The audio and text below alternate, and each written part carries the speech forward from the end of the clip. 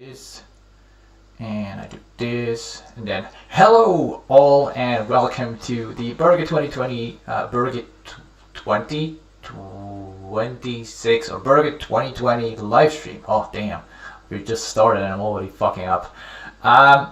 So I hope the audio is okay. We're gonna test this first. Let's see if you can hear me. Mic sucks a bit. Mic sucks a bit. Okay. Give me a second. Let's see if I can fix that. Mic sucks a bit. What do you mean, sucks a bit? Aquarium. It's taking the wrong microphone then. Line in. Alright. This is the other microphone, but I don't like that one.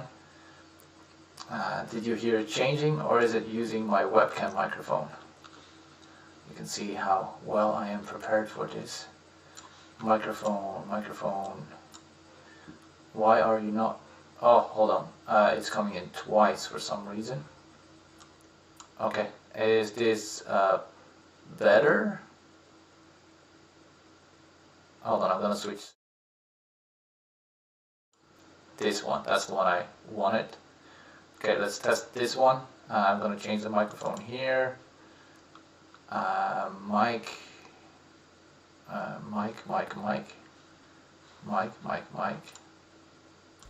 Mic testing. Is the microphone better now? It's gonna take a little bit until people start coming in. Ooh, this one is also super bright. And I don't have a... It's not better? God damn it. Sounds good to me. Echoes. Still echoes? Okay, let's first try to get the microphone sorted while you are looking at the amazing pop-up picture. Is there still echoes? Yes, it echoes. Echo. Let's see if this is better. I don't know why it echoes.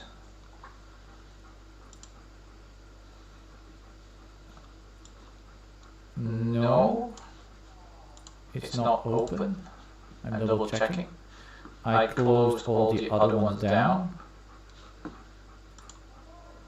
Still echo. I'm gonna switch microphone to see if that helps. Good. Let's see. There's no microphones here playing. No. So I'm gonna switch the microphone to my not as good microphone. Alright, testing microphone. 1, 2, 3. New testing microphone. 1, 2, 3. I'm gonna wait for response from people in the chat.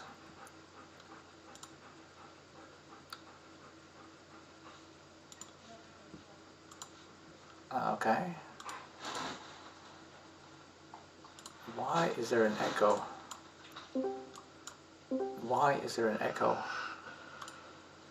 Sounds tiny. Okay, it's better, but it sounds tiny. Oh, better indeed. No echo, but no bass. It's like you have two microphones.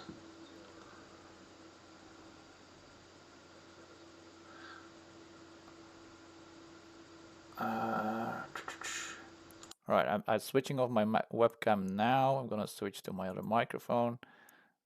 Where is it? What, did I change something?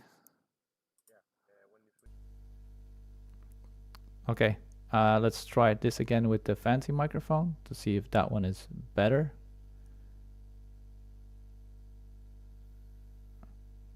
Cam on and it sound on. Now it is awesome. Now you can hear my sexual voice when I'm talking. Angie is also here, and we have Igor is joining in. Welcome. Good, so we have the microphone situation sorted. The only thing is that you will not be able to see my face. Do we want that? Let me see if I can. No, thank you, Igor. It's the cam. No shit, boy. I think it is the cam. I think people figured out that it is the cam. Okay, we'll leave the cam off. I will remove the thingy.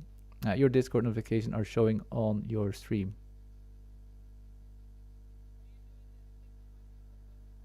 Yes, Angie. Thank you for the help. Never mind for helping. Thank you very much for the information. There we go. And Lisa, her should be showing up on the stream, and if it's not, something else went wrong. But it is what it is. For some reason, oh yeah, of course, it's not showing. Good. Let's see. Well, I was going to show the teaser, but well, people are coming in. But with the mic problems, we're not gonna do the teaser. Everybody's here now, so we're gonna start doing things. And yeah, there's more stuff that isn't working, I think. Did you see the pop-up, by the way? Like Lisa's, I made like a highlight for Lisa. Did it pop up on YouTube? No, boo, teaser. All right, there we go.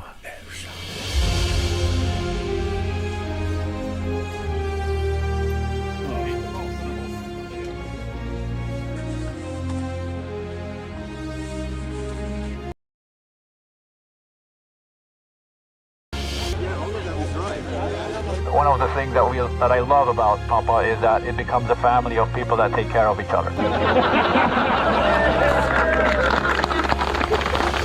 Sit on my lap? No, I will sit in front of you. 1 square is 1 kilometer. It's Papa, Kiro. You good? Yeah, but You got the Ars Alpha? yeah. Thank you.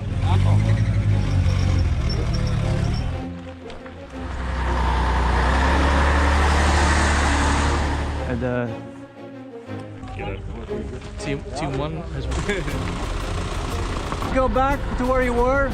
Drop everything. You guys go there. Yep. I sent Alien to the rear because my mech is pushing up. Is here now. Yeah, we go help them.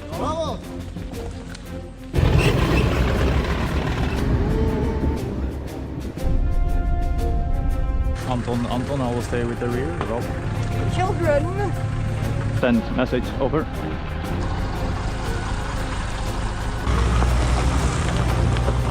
But I just like. If it's an attack, then For some sketch, you should do the. You dead?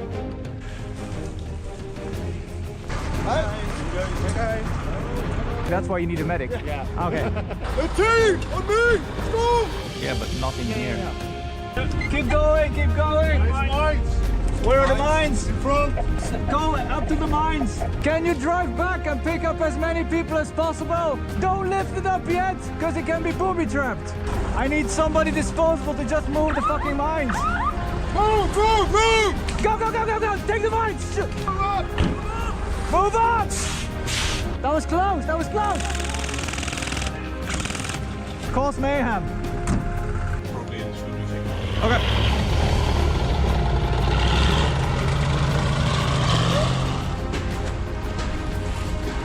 Bro, do you think they sell drugs at the city?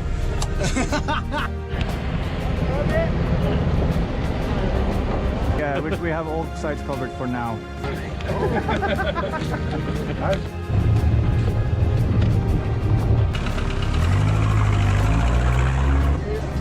They got knifed.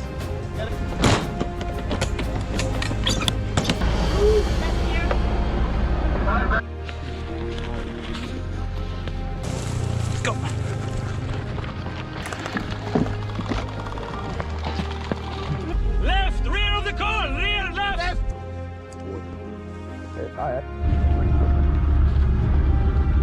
Let's take CP1.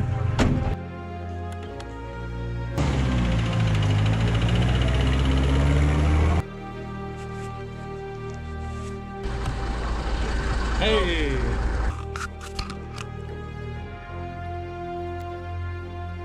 Och så till och med var bekant först.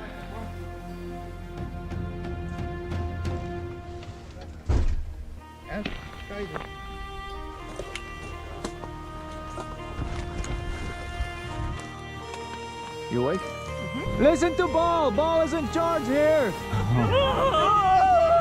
You guys, first. We might blow up. Happy birthday to you! Where's the girl of the hour? They are detained! Yeah, they will do the investigation and then. And it's fine for us to leave her. 18!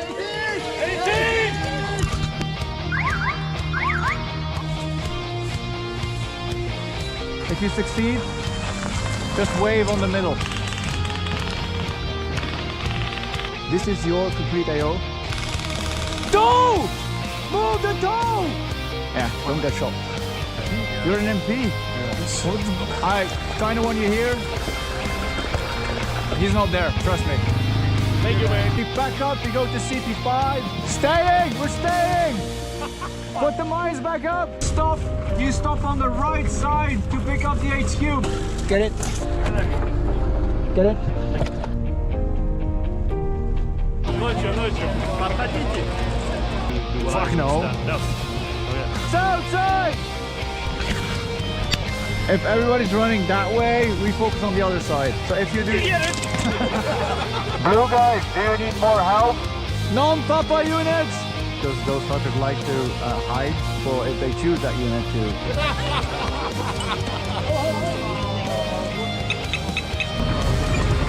Good job. I will communicate with our platoon level and Ball meets us. Zulu, we are rolling out in 5 minutes. Let's move out, let's kick some ass, have some fun, and put them back on their spot.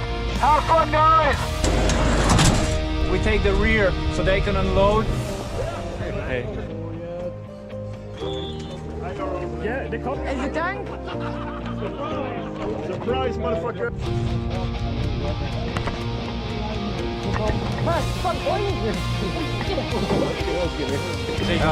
Full out of ja, men really I was gonna have to go home. awesome.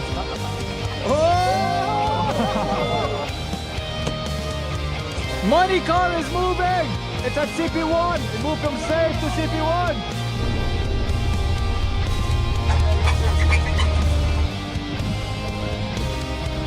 Cross path.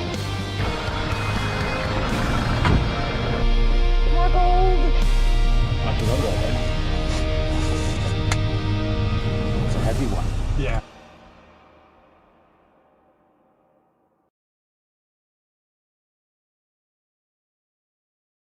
All right, and we are back now.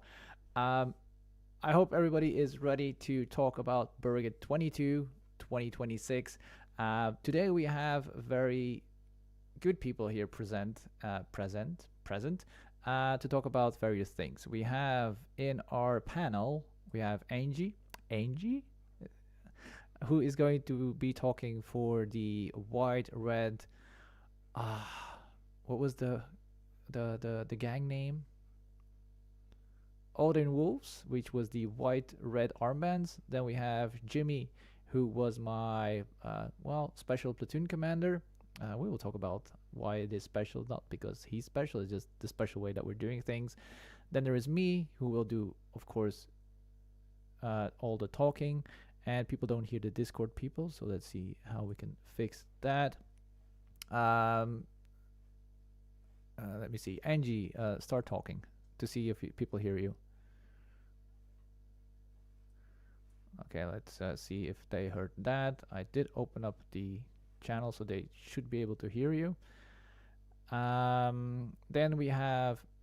Nope. They don't hear you. What the hell? Why they... Nope. What the...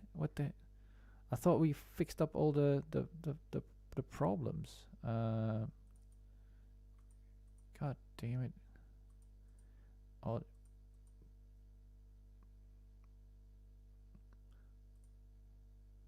Audio. Okay, Angie, keep talking.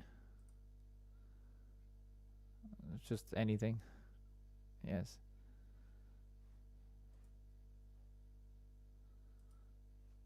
Okay.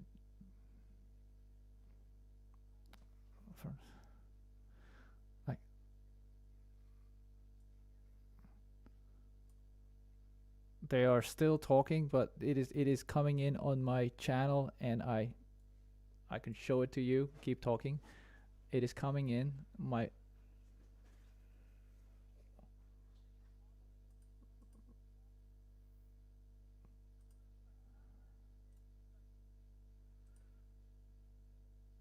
Okay, keep talking. Okay. Okay. All right, keep talking. I don't even know what to say now. It's like, well, Oompa Loompas, Happy Little Yes, Fellas. yes, they hear you. They hear you. Yeah. Problem solved. Good. We continue. Oh my god. Welcome to this professional stream.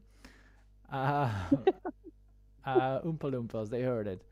Yeah. So I was with me, who's gonna be all the talking and all the. I'm not gonna do all the talking, but I will be doing all the messing up things. Then we have Snowman, who is here for Sons of the North, who was the white and black armbands. Say hi, Snowman. Hello. Then we also have Henrik, the blue commander. Yes, hello. Then we have Igoris, the yellow commander. Yeah, thank you. Hi. Then we have Doc Holiday, who was the the RTO for Zulu Company, on the blue side. Yes, that's me. And then we have Captain Darling. Oh, the one thing he asked me not to say. We have Choppy. Yes, I'm sorry we have only the pictures for now, because as soon as I open up the webcam, it does weird stuff, and it's like the sound becomes really bad. So that's why it was double sound. So I don't know if it's better now with this camera on. If we still have shitty sound, I will remove it again. Just let me know. Good. So today we have remove that. remove. You got the people waiting to be allowed into voice chat. You got Blackbeard and Antonio. Okay, and we just have 2 more people joining in the chat. Double sound, shit sound. Okay, now the sound should be better again. I removed it, so it is going to be not my face. I have different things to show on screen. We can have the map open. We can talk about the Miro board that's going to be open later. So there's going to be a lot of things being shown on the screen. It's just not going to be my face, but that's fine. I just saw that this was a nice picture to show on the screen. So now we have Antonio that joined us, who was I think just a squad leader private in Zulu. Say hi to the people from all the way where you are. Hello. Yeah, I was platoon leader for Bravo platoon for Zulu. Good. And then we have Blackbeard for also HQ stuff. Say hi. Hello, guys. Good. So I will not play around with the mic anymore of my webcam. I will stop fiddling around with it. It is what it is. You'll just not see my face. Good. So the topics for today is overall feeling of this year. The switching from like our company, Papa company, from the other side to blue.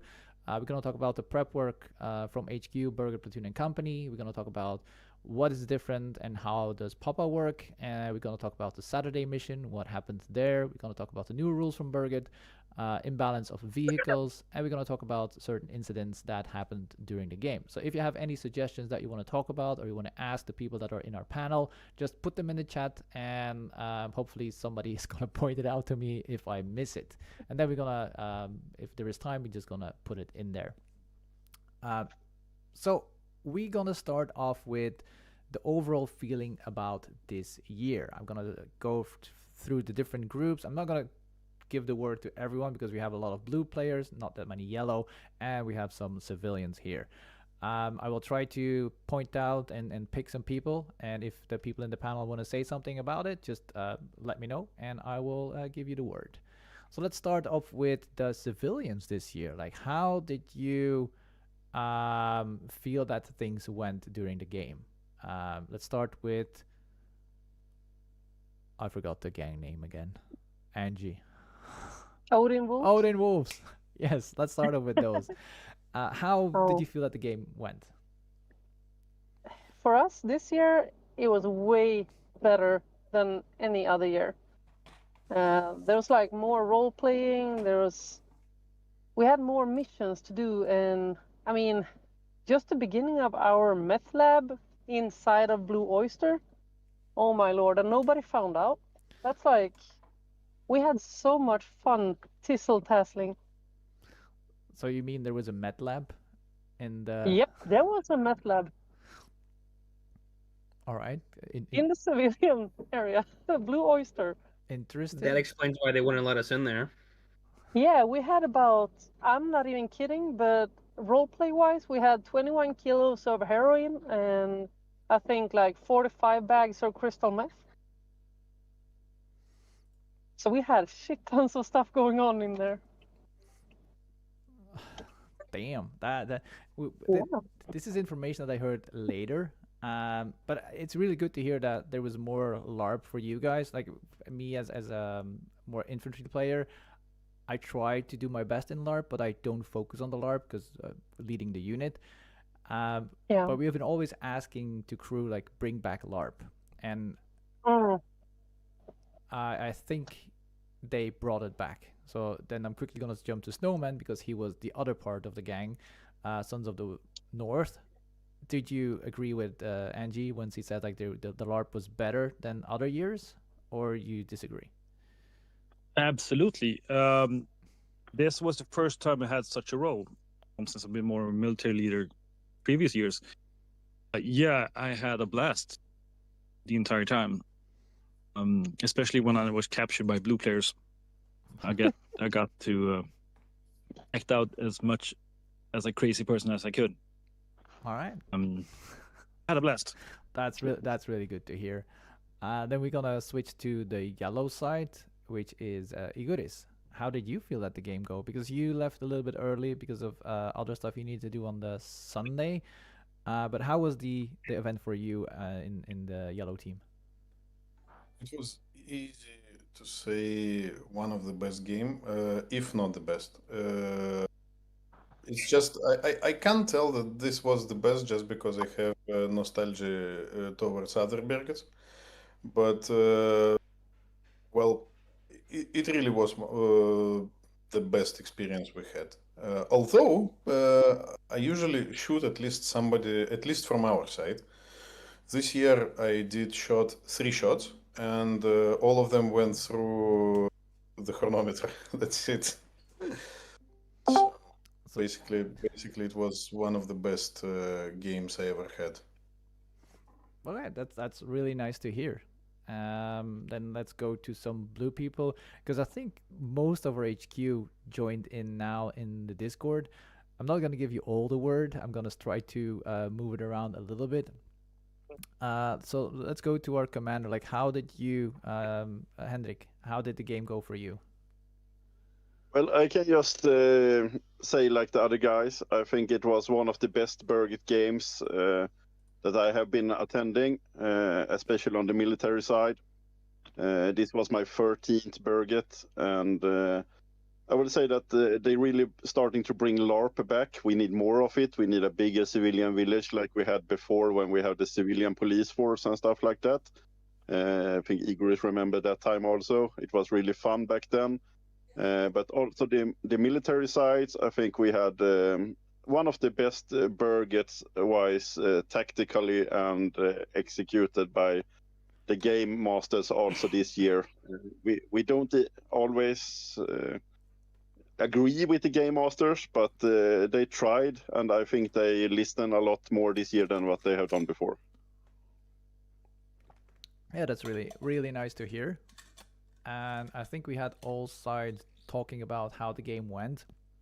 For me, as a Papa commander, it was a really good game. We really enjoyed it. It was weird to be on the other side. It was weird fighting against the units that we usually play with.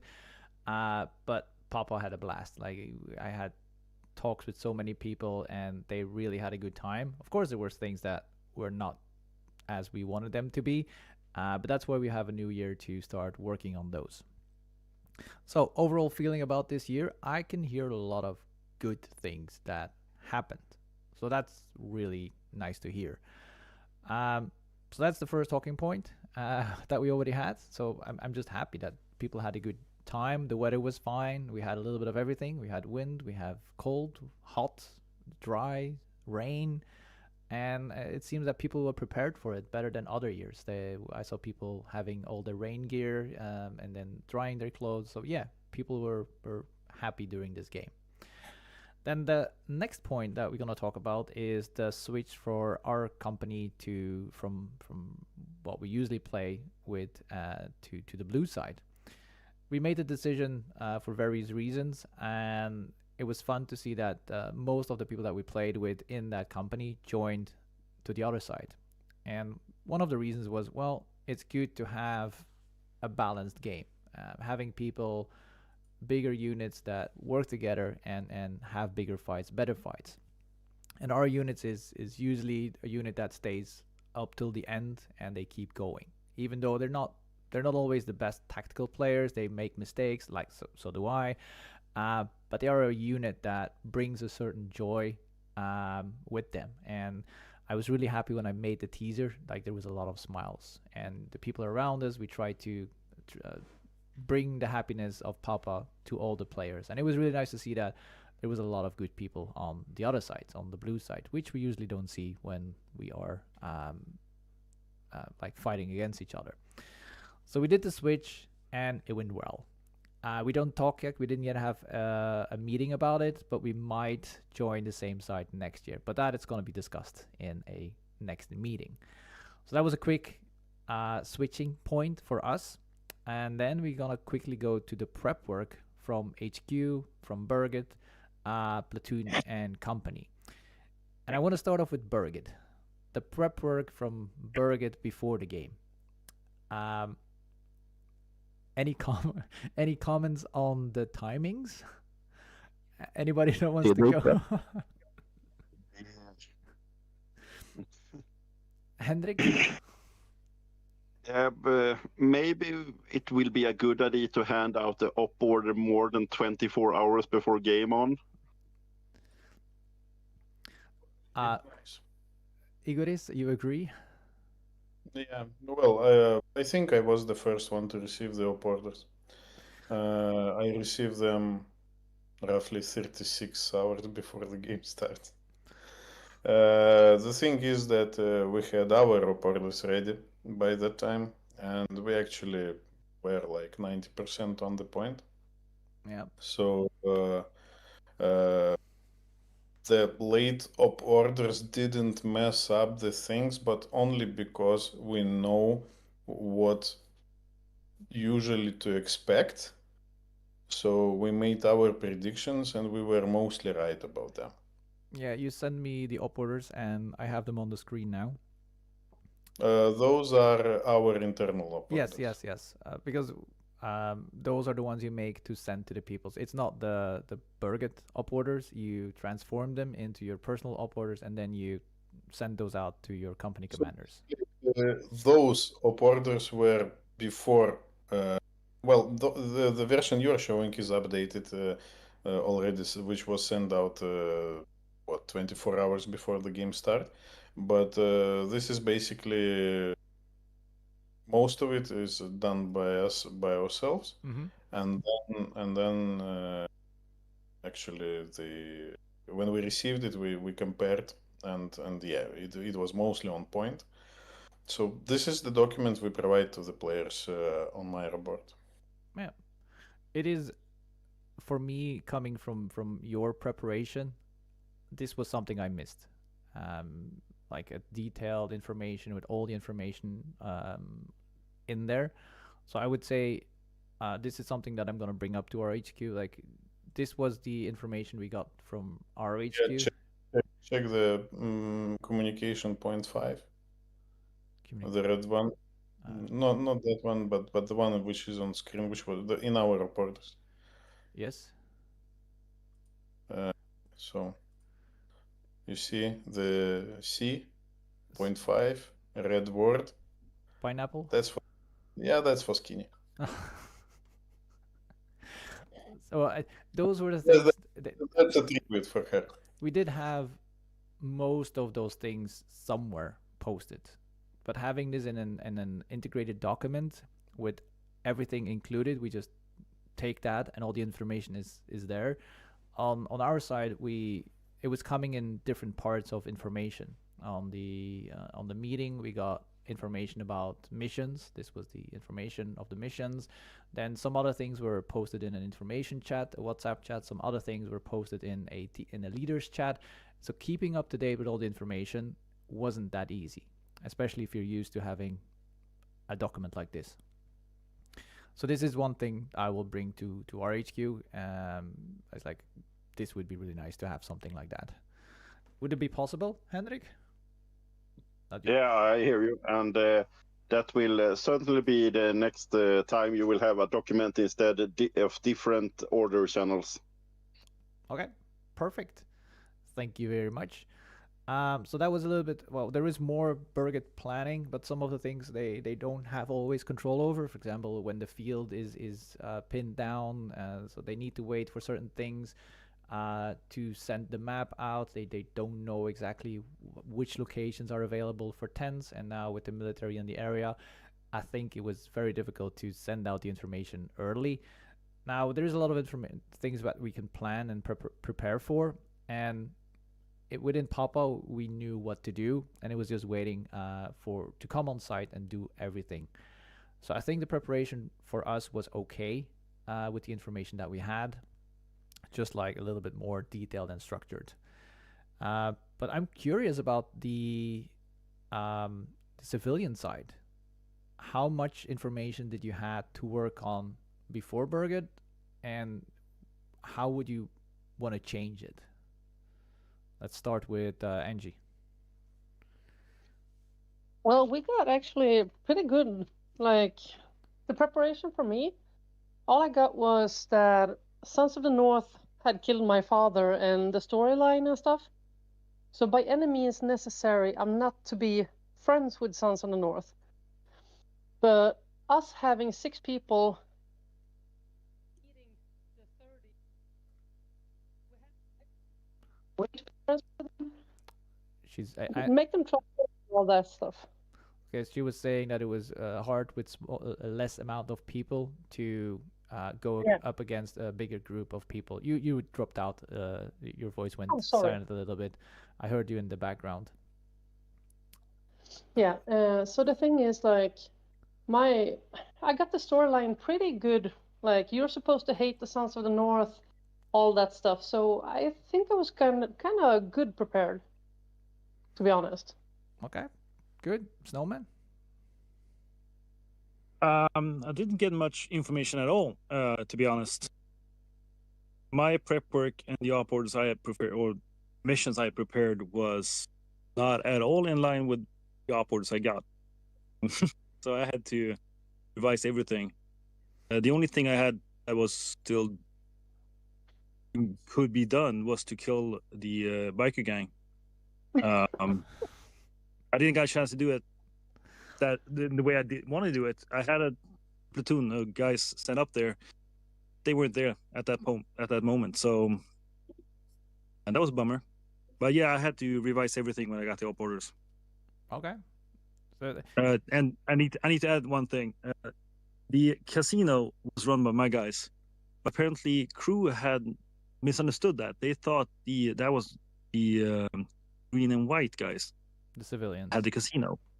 Yeah, so one of my missions was to gain control of 50 to 75% of the casino. But I had to revise a bit of the missions for the casino, since it was mine from the start. Then they also said that we need to revise some missions from both yellow and blue side regarding the casino, since it was mine from the start. So there was a little bit of improvisation on site. Yeah, that was a problem, because we never got a new op order with the new information. Crew just told us, go with what you got and we'll figure it out on the way. Okay, cool. They were a bit stumped when I said, yeah, that's mine from the start. My guys that has the casino, they're like, Oh shit. Yeah, we need to revise some things. But well. isn't there like a communication channel between all the different commanders to quickly send out that information like, hey, this has changed, don't do this, don't do that, like an off-game chat where you talk with each other how the game is going? Yeah, there is one. It's also together with the crew. What we actually used it. I think Henrik, we used it more last year when we were planning attacks on the base on each other. This year we were mostly speaking about some rules issues or some real life issues or something like that. So this year it was not utilized so much. Yeah, I guess so. Yeah. I feel the same as Igor says. We didn't use it a lot this year for planning and game master stuff. I felt we had a lot more use for it the last 2 years than we did this year. It felt more like the crew didn't want us to interact in that way. I don't know what you're feeling, Igor. Yeah, well, it was like on the side, just if needed, something like that. It was not pushed at all. So we just yeah, like we have it. If needed, you can write to each other. So basically, it was a little bit off comparing to the last year or the year before. It's interesting because there's a lot of after the game. There's always a lot of people asking questions about what about the gold, for example, and the things that happen. Like, why didn't we have information about this, and why does this change, and why does that change? And it's always like, okay, is there information coming from both sides? Because Berget is not a game that you can win. It's something that I tell my people, you cannot win Berget. It's also something that I ask Berget, like, don't put any numbers, don't put any scores on Berget, because that's going to create questions. It's going to start having like issues if you cannot meet the goal, or one team meets the goal faster than you anticipated, and you basically break your own game by having all the numbers on site. I strongly agree about, as I wrote in the Berget Discord, I would refrain and ask everybody to refrain from counting the goal. The number is here not as a points in football or in whatever other sports. It's not a sports per se. It's a way of everybody to have fun. And the most complete metric would be if all the parties involved, like all the teams, had their portion of fun. That would be because, for example, for civilians, the gold was not the end game scenario. They needed to do different things. Yeah. Oh no, if you're we had a mission with the gold. Yeah, you had a mission with the gold, but also Angie had a mission with the narcotics, and the guys had a mission with the casino, and another were thinking about bringing a child into the war camp, something like that. So it's also when we are speaking about, for example, when we are speaking about our units in yellow, yeah. So there was infantry. There was Phantom unit, there was whatever else, Breach and Demo unit. Yeah, they all had their smaller missions which complete to the bigger scenario. And the same with like military MPs in the blue side. They're basically a LARP unit, which yeah, of course the gold, since the name of the game is Fort Knox, it implies the gold itself, but it's just like, it's just like the setting around us. But the idea of the game is to have fun. If you want to be exhausted, to crawl on your laps for 3 days, you are joining the snipers. If you are wanting to do the engineering, build bridges, etc., you join the engineers. If you are just having fun, you want to sit in the camp to eat, you want to have guard duty, you want to have marching, etc., playing speedballing, you go infantry, or you go camp defense, or you go something else. So everybody needs to understand what they want before the game, and they need to find their jazz inside the game. But the gold itself, it's or the points or whatever else metric we come up with, it doesn't really matter for you to have or not to have fun. I think That's back in the days it was like if you collect a certain amount of points of CPs that were captured, you could use that to get airstrikes or something like that.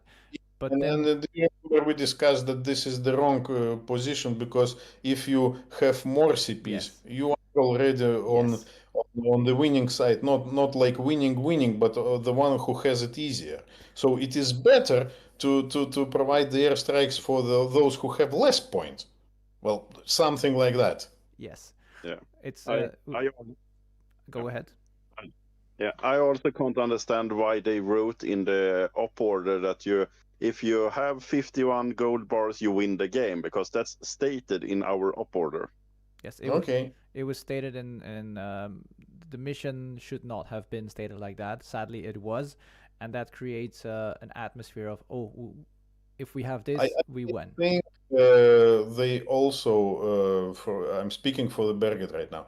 I think they also didn't have enough time to prepare, maybe some other issues, and they just missed this part. Yeah. It's something that should be well discussed. It's something that we discuss in our company, that even though there was a score, we keep going. Like we cannot have ever gold enough. We can keep going.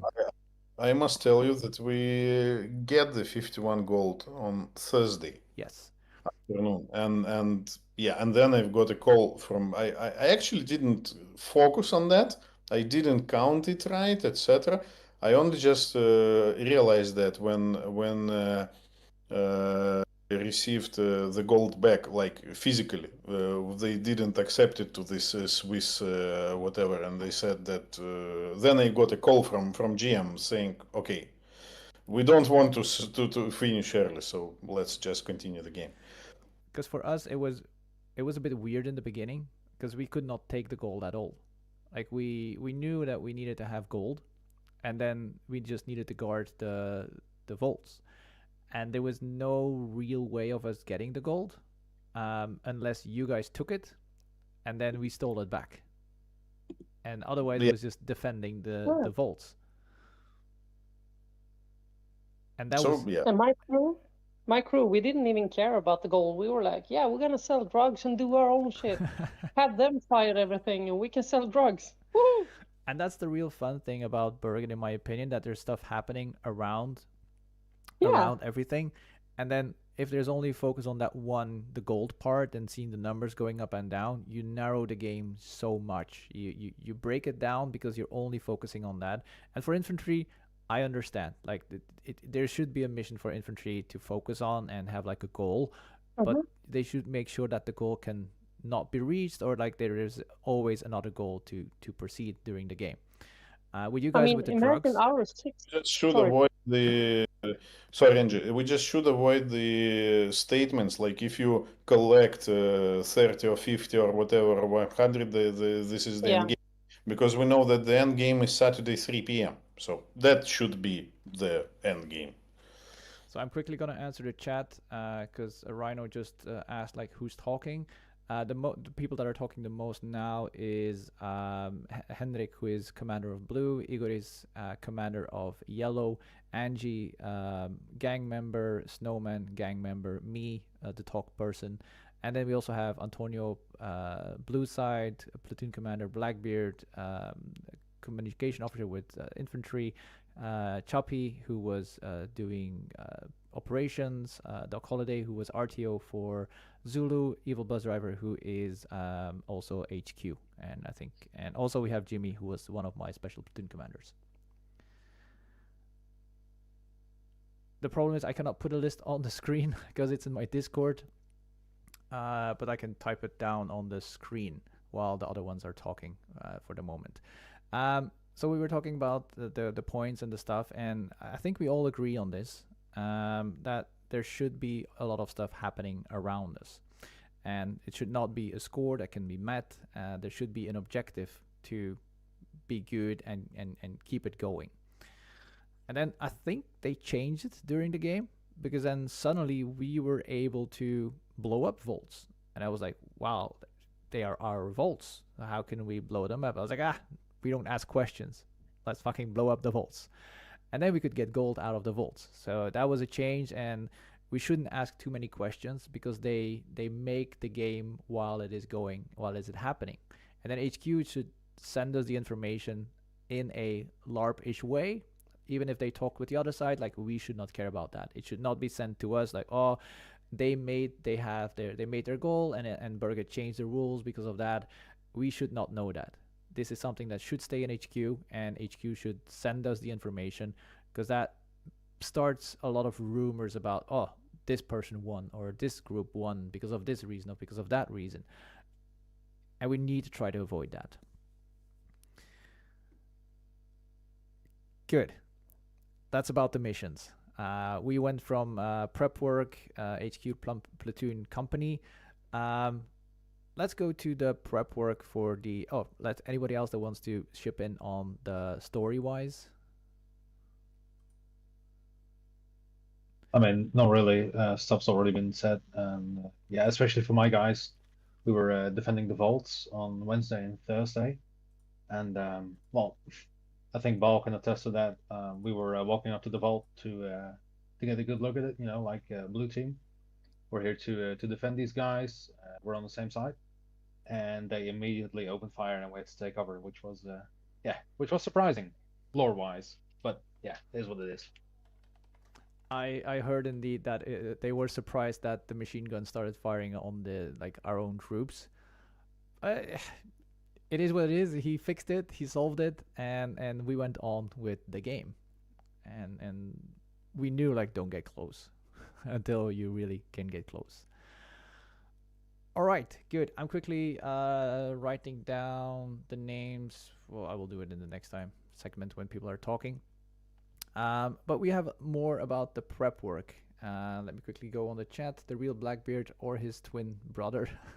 Because we're going to come to Blackbeard in a little bit. Because there's stuff that we want to clear out. Some things that went wrong during the game. Quickly reading questions. Prio 1 for the blue MPs was not getting our base blown up again. Again. It should be your priority to not have the base blown up in the first place. We will get to that. So I think both sides, correct me if I'm wrong, Igoris, they built Miro boards. This is how we prep the game. This is how we keep people informed from leadership functions. And it's always interesting to see how the Miro boards compare to each other. So for the civilians and the yellow players, this is our Miro board that we built. And for us that are coming from the other side, it's good to see this. I think it was this first or second year that you used a Miro board. Correct me if I'm wrong, Hendrik. First year where we have it open for everyone. Okay, good. The open for everyone is something that I really like because my team leaders use it to put information on. So the Miro board looks like this, and I'm quickly gonna go before I do this. If somebody knows about the stolen items from the casino, like they lost their roulette ball, some other small things that have been like personal items, if anybody has information about that, please contact me and I will try to get the person his stuff back as fast as possible. Even if you don't have it, but you know that somebody might have done something with it, communicate with the people in the chat or send me a message. Back to the story. So the Miro board on our side was a little bit different because we are used to a certain very strict Miro board with all the information on. I did send the like what we usually use on the red side. Well, I have a video about that, how we built the Miro board, so it's not rocket science. But they used some different things, like well, not my personal favorite, but they had a bulletin board where they had questions, and then those questions were answered in a chaotic way, in my opinion, because it was very hard to find answers and see what was answered and was not answered. But we're going to talk about that on our HQ debrief meeting when we have one. But it was good that there was an ability to ask questions, and then HQ had their meeting. They answered some questions, so you could go back to see if your question was answered and what the answer was. And Tomio says the stolen stuff were given to Berget Crew. That's the last time we raiders saw them, and all the stuff was there. All right. Thank you for that information. So that was the information corner. Then we had our HQ corner. Above that, we have our Ars Alpha, how you need to set up your Ars Alpha, where to invite people, who to invite who. Then we have our HQ corner, which looks completely different from the red team. It had a lot of information, a little bit too much information, but that's my personal opinion. It worked, and it was good. It was information. It's just done a little bit different. Then below that, we have a small unit of people, PsyOps group. Then we have our planning, which is really important. We have a timeline of meetings. Every month we had a meeting. They had commander meetings. It was really good to see, even though we didn't know there was a commander meeting, we could go to this list and we could see, oh, HQ had a meeting in May. Good, they're working. And then we could see that there was answers to our questions, so things were moving forward. Then there was also a timeline for on-site, which was not used that much because it also changed, but it's a good thinking thing to start planning before we come on site.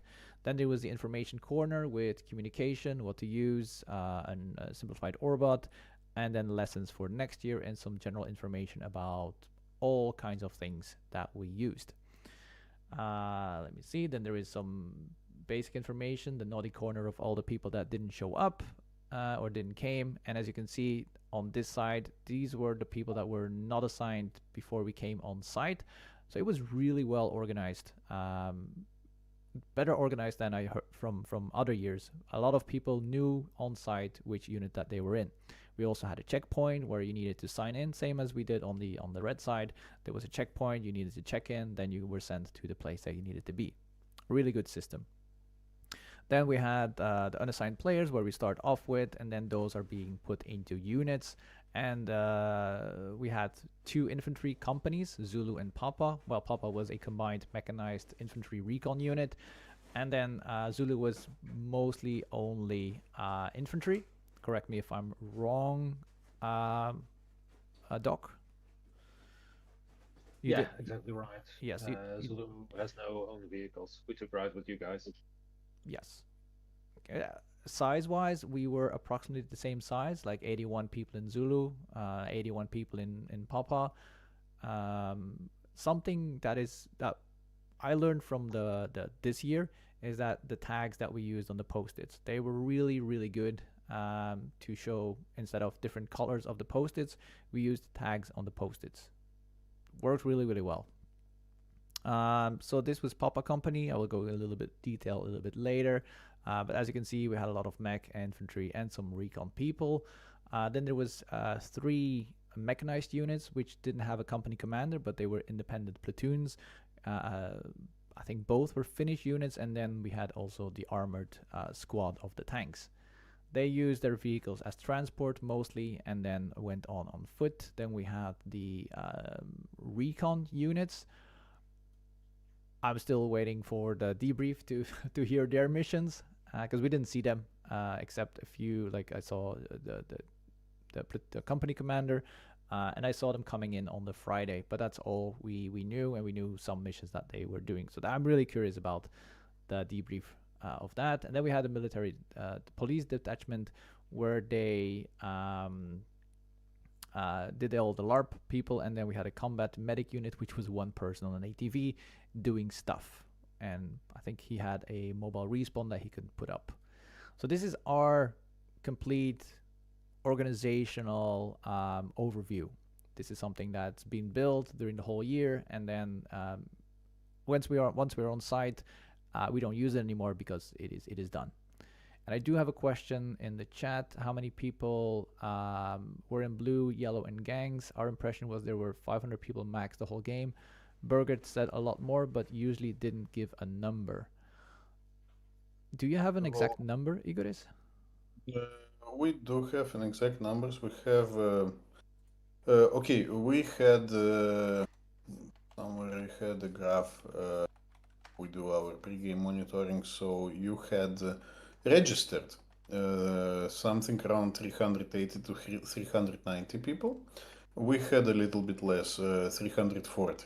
Now we had approximately 30 no-shows. So it makes us down to 310 approximately. I don't know what about your no-shows. But I assume it is percentage would be the same. So you had around 350 at the gangs, at the civilians. So it is 700-ish players on site during the game, except Saturday. And if you want, I can talk about a little bit about our fireboard. I am not able to share through you, but we had similar setup, although similar but different. You know that, and your video about organizing the work in the HQ is on point. Our addition here was comparing to Blue. We had two companies and three separate platoons. We had Phantom unit, which was mostly LARP. We had Dagger platoon, and we had Deep Recon groups. So basically, two companies and three platoons, different color. We still use color to mark the drone operators, to mark vehicles, to mark company commanders, etc. And we also had base officer. What I miss from blue side is the base map. We usually put the base map where we delegate places for the tents before everyone arrivals for different companies, because we usually try to stick companies into single space so it's easy to find them. And we also have all other maps with presumed base location of the civilians, of all other stuff. And we also had guard duty roster, because this year we had rotating guard duty for the base. So this basically is the only difference. The only differences I have.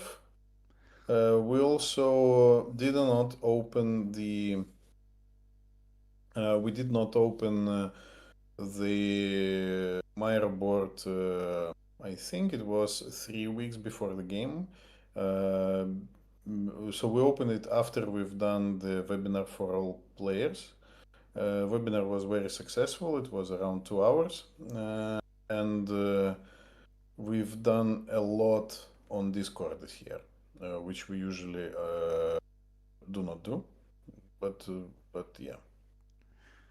I also so because we didn't know the map location very late, and people were not going to check the Miro board anymore, then it was switched to Discord, and I'm showing the map that was shared to us from HQ then, where we could place our tents.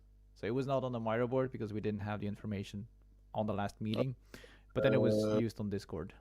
May I interrupt you a little bit? I have you see comments here in your comment session in the chat. So about feeling like 160 paid tickets. Unfortunately, we do not get information about paid unpaid tickets. We do not get no commander get information about who paid, who not paid, who is going to show up, who is not going to show up, and we don't get the names also of the players because the GDPR. So basically, we operate on thin air all the time. And what we can do only preliminary calculations from the player list to make assumptions, etc., etc. So actually, you can be right that there is like 150 people. Okay, 150 is a little bit too small, I guess. Because what I can see right now, I open my Miro. It's you can do your counts. I have 6 platoons here, and it is 30, 42, 34, 36, 40, 33, 46, and 3 more non-counted. So make your numbers by yourself. So it was I think the amount of numbers was pretty even on both sides. Yeah. Except It vehicles. was even pretty even from the pre-orders. Vehicles were, you blue side had more vehicles plus tanks. We had, I think, 4 vehicles in total. So yeah, but I think that should answer Rhino's question, Campos' question, etc., etc. So we basically cannot like even remotely say how many people paid or how many people showed up. Only for our side, yeah. Good. Yeah, blue side had 256 players checking in at the HQ tent. Okay, so I believe we had a similar because our check-in was a bit cramped on the last day before the game. We for some time we had to do the chrono and stuff. You can swear here. It's fine. Okay, we had to do chrono and then. So at some point of time, when we actually arrived back on site, we found out that there are new players coming, and we didn't know, and they didn't know who they were assigned to. We also have, I don't know if you guys have, I mean the blue side. We also usually have a webinar pre-game for the first time players, so those who want actually to attend and get the information, because getting the information to the players is another story. Also, because of this GDPR thing, we don't have any email contacts, and so we basically can only speak to those people who connected to Berget Discord. But I think it went okay. If we look at the blue side, we had communication with a lot of people. It's always like the last ones that are a little bit difficult to find, and I know it's shitty that we're not able to send that email out. Another problem was I was not allowed to Berget Discord for a long time. So yeah, that was also a problem. But basically, we do 2 trainings for the first time players. First one before the game for them to know what to bring and what to expect, and another one on site. Okay.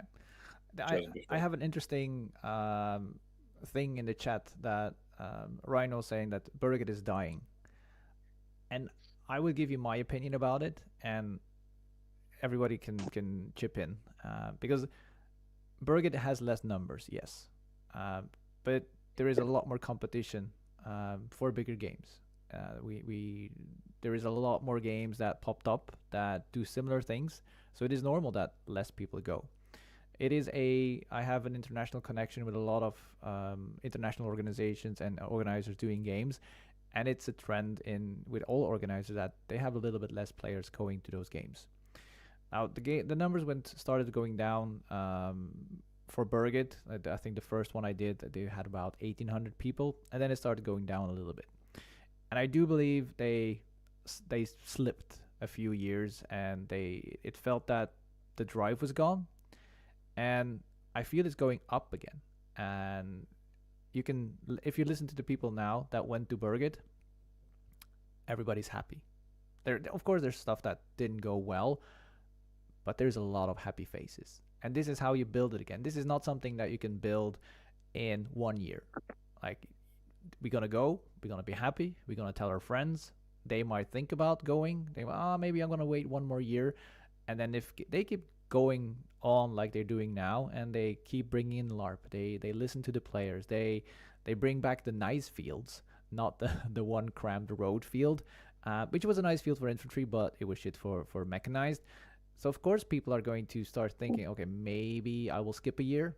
And now when they will hear the stories, it might start going up again, because I had an amazing time. I didn't know if I'm honest, I didn't know if I was going to go to my 11th Berget because of everything that happened. But after this year, yeah, I'm back next year for sure. I don't know how. If I may. Yeah, go ahead, Angie. I mean, it's like I always tell people, like, it is what you make it. If you come there and you sit down on your butt and do nothing, no role play, no LARPing or no action or the will to actually communicate and act with people, yeah, it's gonna be boring. You gotta have a little thrive and a will to actually be with people too. I'm not gonna say, because this is my third year, so I don't have a lot on my legs to talk about it, but that's my thing of it. I think Berget also anticipated really well this year on the lower amount of players. They had the bases in the south, which made it a lot more active on the contacts. Because I read like, let me see, somebody said it feel like if you double the player amount on this territory, it would become way too meat grindery. I know that certain missions were split because of the both sides don't have enough forces to do everything. If you have more forces, you can get double the amount of missions. Then if you add the north side like constantly and you up the amount of stuff that you can do, it's not going to be a meat grinder. It's just going to be fights over the whole field instead of being guided like Berget guided it now more on specific sites.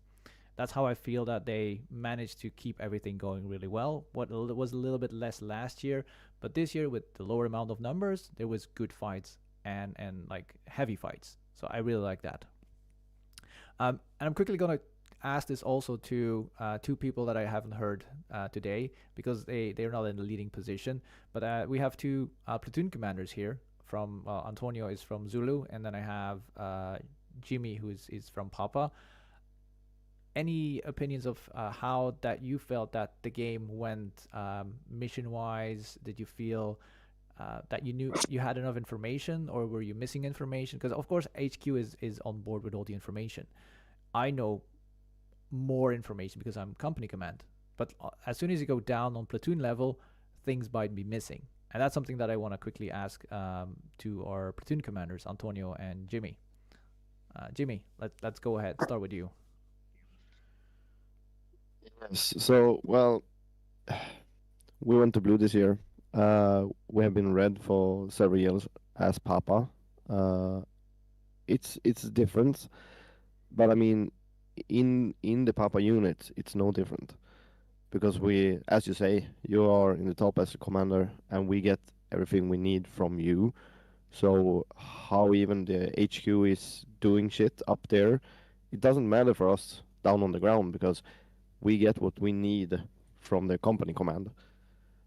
And at the field difference, I said to all my guys because they felt all my crew started playing Berget on the last field, and I have been for this was my 9th Berget, and on the last field, it was so small, so you always met enemies everywhere because you could just walk upwards or downwards and it was enemies all the time. And to go to one kind of this field that is a square, it won't be like that. We were always tell that when you go into this spot, you will go in hot. And we were going in hot and there was no one there. And we could sit there for hours and no one came. And we went for next hot place and we went in hot and no one was there. But I mean, we had fun. And we got the information we needed to do our job. So, I mean, our goal is to, when we get in the car back home, we are happy. And we want to go one other year. And we did that. So, yeah, I think it was a success. Okay, thank you. Antonio?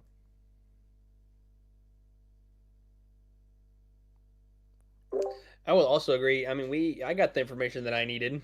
I know some of my guys weren't super happy with the information. They wanted more, but I mean, we are platoon, and so the big boys, company commanders, get most of all the information. Then they've got to kind of dumb it down for us, and then our job as platoon leaders are to even dumb it down even more to the squad size level, and then it's very very simple stuff that I think I got everything that I needed, and I was able to let all my guys know exactly, and I had fun. I know a bunch of my guys had fun also, so I know we talked a lot on the way down after playing, and it was fun. It was very fun. We loved it. All right, thank you. It's really nice to hear that you guys had fun and that the people that you were playing with had fun. Because as a leader, you don't always hear the information that's coming up. So thank you for that. I'm quickly gonna jump into the chat because somebody said being a civilian at Berget is just spending game as a bullet sponge. It's hard to find interest for that. I tried it once and I doubt I would ever consider the role again. Now, a little bit above that, they said that they should lower the ticket price for civilians. I think they did that in the beginning that we were going. It was half the price. So I agree on that. But I do not agree on being a civilian is a bullet sponge. There was a lot of stuff that was in the Discord, the Berget Discord, about civilians getting shot. But I would also say the good things. There was a lot of people that tried to do good with the civilians. Like there is the small amount of people that ruin it for the bigger groups. I know that us as Papa, we always went and secured the village, and we even got like our friends, our people died because of knife kills that happened while we were securing the village from yellows trying to get in and or trying to shoot us. We always tried to keep them safe. We didn't shoot any civilian. Same with Zulu. The problem was that we got orders from HQ that were shoot on sight. We got it multiple times. It got changed multiple times. But even after I got the orders of shoot on sight, I told everyone in my company, like, we don't shoot civilians. Even if we got shot upon, we still gonna talk to them, because every group of civilians has many different groups of civilians inside of that group, and they are not working together all the time. They might not have a complete plan. It might just be one group of civilians that is ruining it for all the other civilians. I do agree that it was shooting on civilians, but we're trying our best not to do it, and telling people like, no, they come here, they have a role, they have a whole story that they build, they have a character that they build, which also counts for the stuff that happened in our HQ and like LARP that happened in our HQ. It is important to keep those LARPers to do their thing, and we will focus on the fighting itself, not intervening what's happening in the LARP. I have a question. Go ahead, Snowman. Regarding the civilian parts of Berget, this year, the three civilian parts, the bikers, us Sons of the North, and the, let's say, regular civilians had different armbands. Well, I'm thinking, wouldn't it be better if all civilians had the same armband? So you guys had to figure out who is who. Definitely. Would that be a better solution or a worse solution? For me, it would be definitely a good solution. To have all the same armbands, and we need to figure out who's the baddies? Yep. Yeah. Wouldn't that change to a shoot fest for the civilians? Depending on how you play the game, in my opinion, because now that means now you already MPs need to figure out who is the bad guys, who doing what. I agree, but now you already had different armbands, and people were still like, even though we had different groups, and they were shooting the civilians because they shot the gang, and then they didn't shoot the civilians. I think it's an interesting strategy to make everybody civilian again, but then it's going to be very difficult because it's an airsoft game, and the information is not flowing as it usually flows. In a combat situation, we have like a month worth of missions crammed into 4 days, and that changed the whole dynamic of how we deal with things. I think it's interesting. It's something that crew should discuss with the civilians. How would they want to do it? Like all the LARP people, put the LARP people together from both sides and discuss this like before the game, and then it's up to the LARP people to decide how we deal with LARP. Because us as military people, let's call us military people, we should not discuss things with LARP. If I went to Snowman, for example, we made a parameter. I told him like, hey, we're not going to shoot you. if it's safe, I'm gonna send in the military police, and they do all the LARP stuff. All the other stuff, I think people, if they don't want to LARP, they should stay away from it. A big problem we had that was we had a platoon on blue side that went rogue, and they shot any color armband at all times, and that was a problem. We took it up with the game masters, but they couldn't do anything about it. So there will always be guys that do not care about orders, that do not care about LARPing, that just go there to shoot as many people as they can for 3 days. Yeah, true.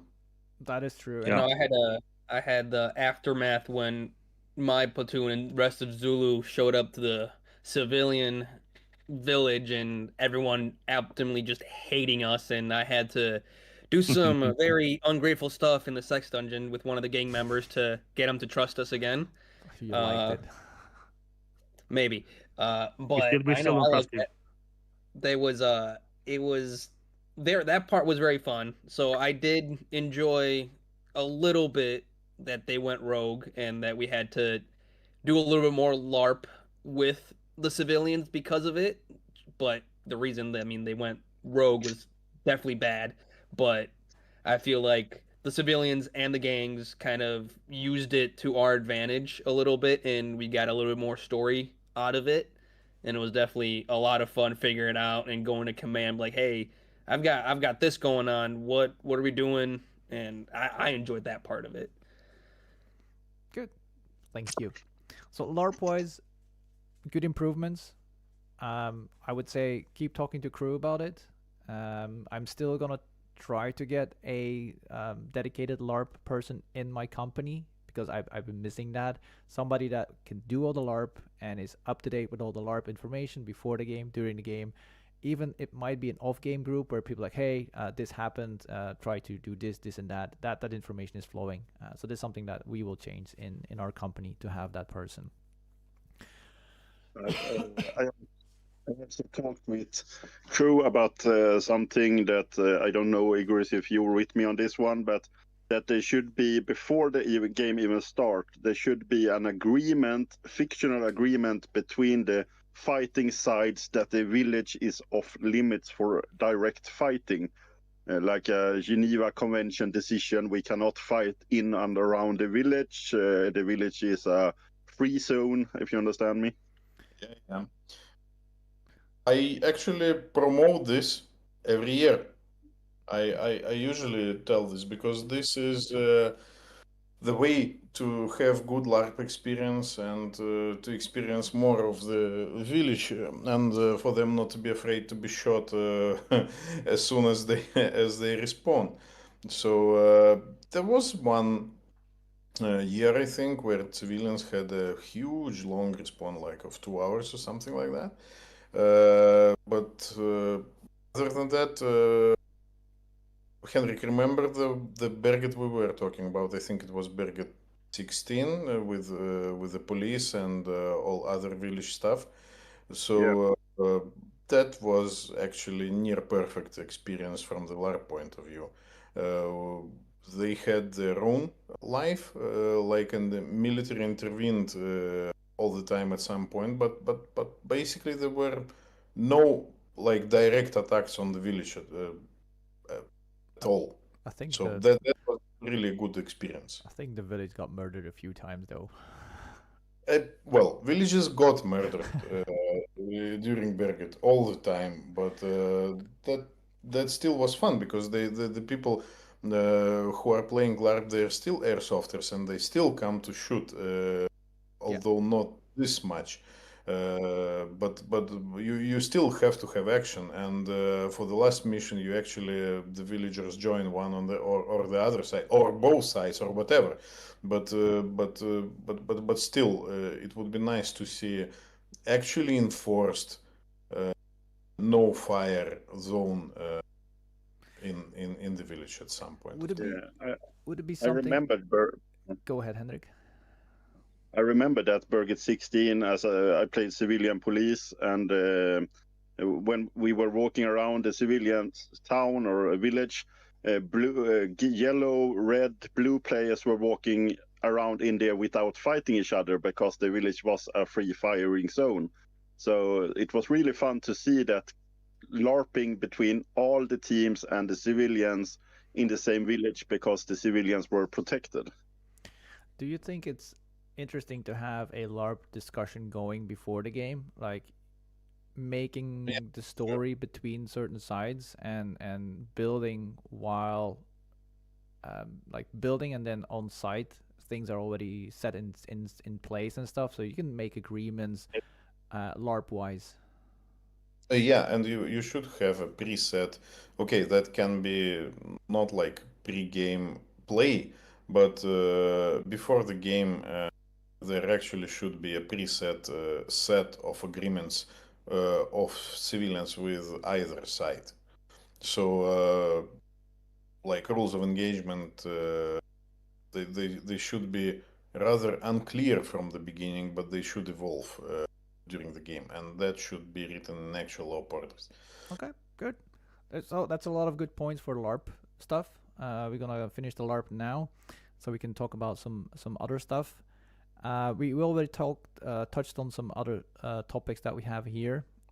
Something that I'm not going to discuss here is I was going to go a little bit more in detail on how we work with our company, but I'm going to make a complete video about that.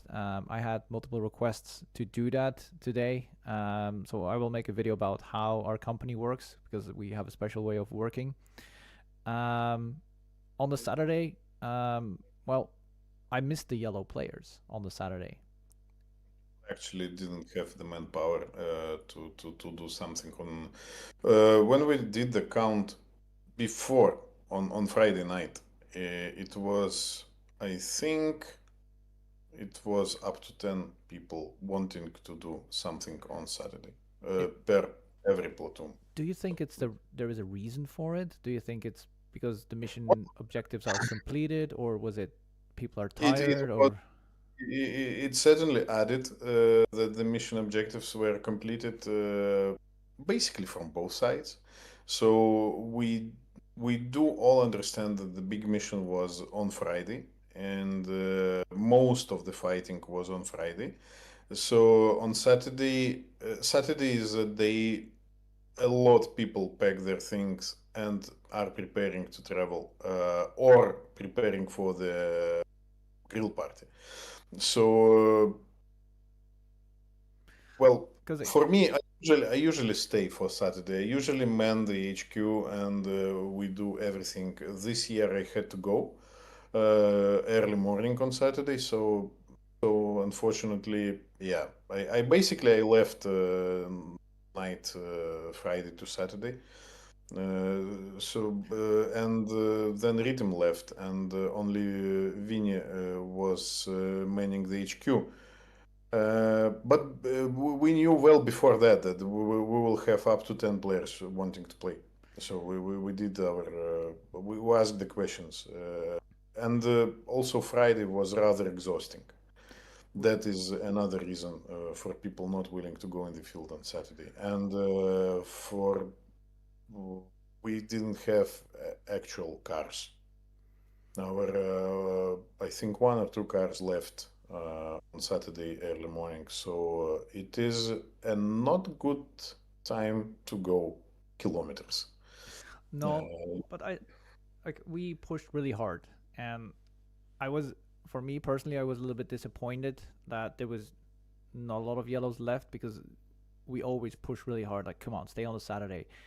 And Berget, I don't know if it was meant for it to be like that, but it was good that it ended on a little bit earlier, like the fighting missions, the bigger missions, and it made us go to bed, or at least resting, because the big fighting in the field was a bit done. There was some base attacks trying to get the gold up and down, but the big convoy mission was planned for the Saturday.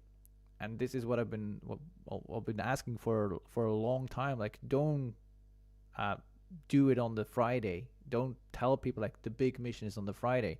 I also called Henrik, because he posted it in our WhatsApp group that like the final battle is now, I was like, I show it now on the Miro board. Like we're trying to get the people to stay until the Saturday. Don't tell them that this is the final fight. We like Saturday is the final fight, because now it was good because the gold extraction was planned on the Saturday. So we were like, yeah, we need to be ready. We had the orders on time. I think at 8:45 or 8:30, the orders came in from Berget. People were ready to go out at 9. We stayed up until it was done. So hopefully, and this is again, it's gonna take time. It's gonna be like people need to stay for Berget to make missions. But if nobody's staying, Berget is not gonna make missions. It's a chicken and egg story. So that's why we're pushing hard, and then hopefully, at 1 year, we're gonna have massive fights again on the Saturday. And I know some people need to go home because of personal stuff, but if you can stay, just stay, because the fights are really good. And I read in the comments like, you also need to understand that, for example, for me, I usually stay, yeah, but if I was in the line of work where I was like strict subordinate, well, for me, the travel time is approximately 30 hours one way. So, yeah, do I want to really to have another day of my vacation taken out from on Monday to be returning on Monday evening? Well, that is actually a tough question, and also we have so much sleep deprivation there, so we're really tired. After this vacation, you need another one just to get in line, and you you don't have enough time to sleep, and then yeah, so a lot of people doing choices to leave on Saturday, even not to stay for the party, to leave on Saturday, but to sleep Sunday evening, to sleep in their bed. And I'm not the one traveling the furthest. So I know people this year. People came from UK to our side, and well, they have 2 ferries to catch up, and a lot of driving. So it's actually more than 2 days of just travel. is it So something? 2 days. How would they have to change it then? Because for us personally, it's you have the game from Wednesday till Saturday. But then if Well, I would actually start maybe earlier on Wednesday.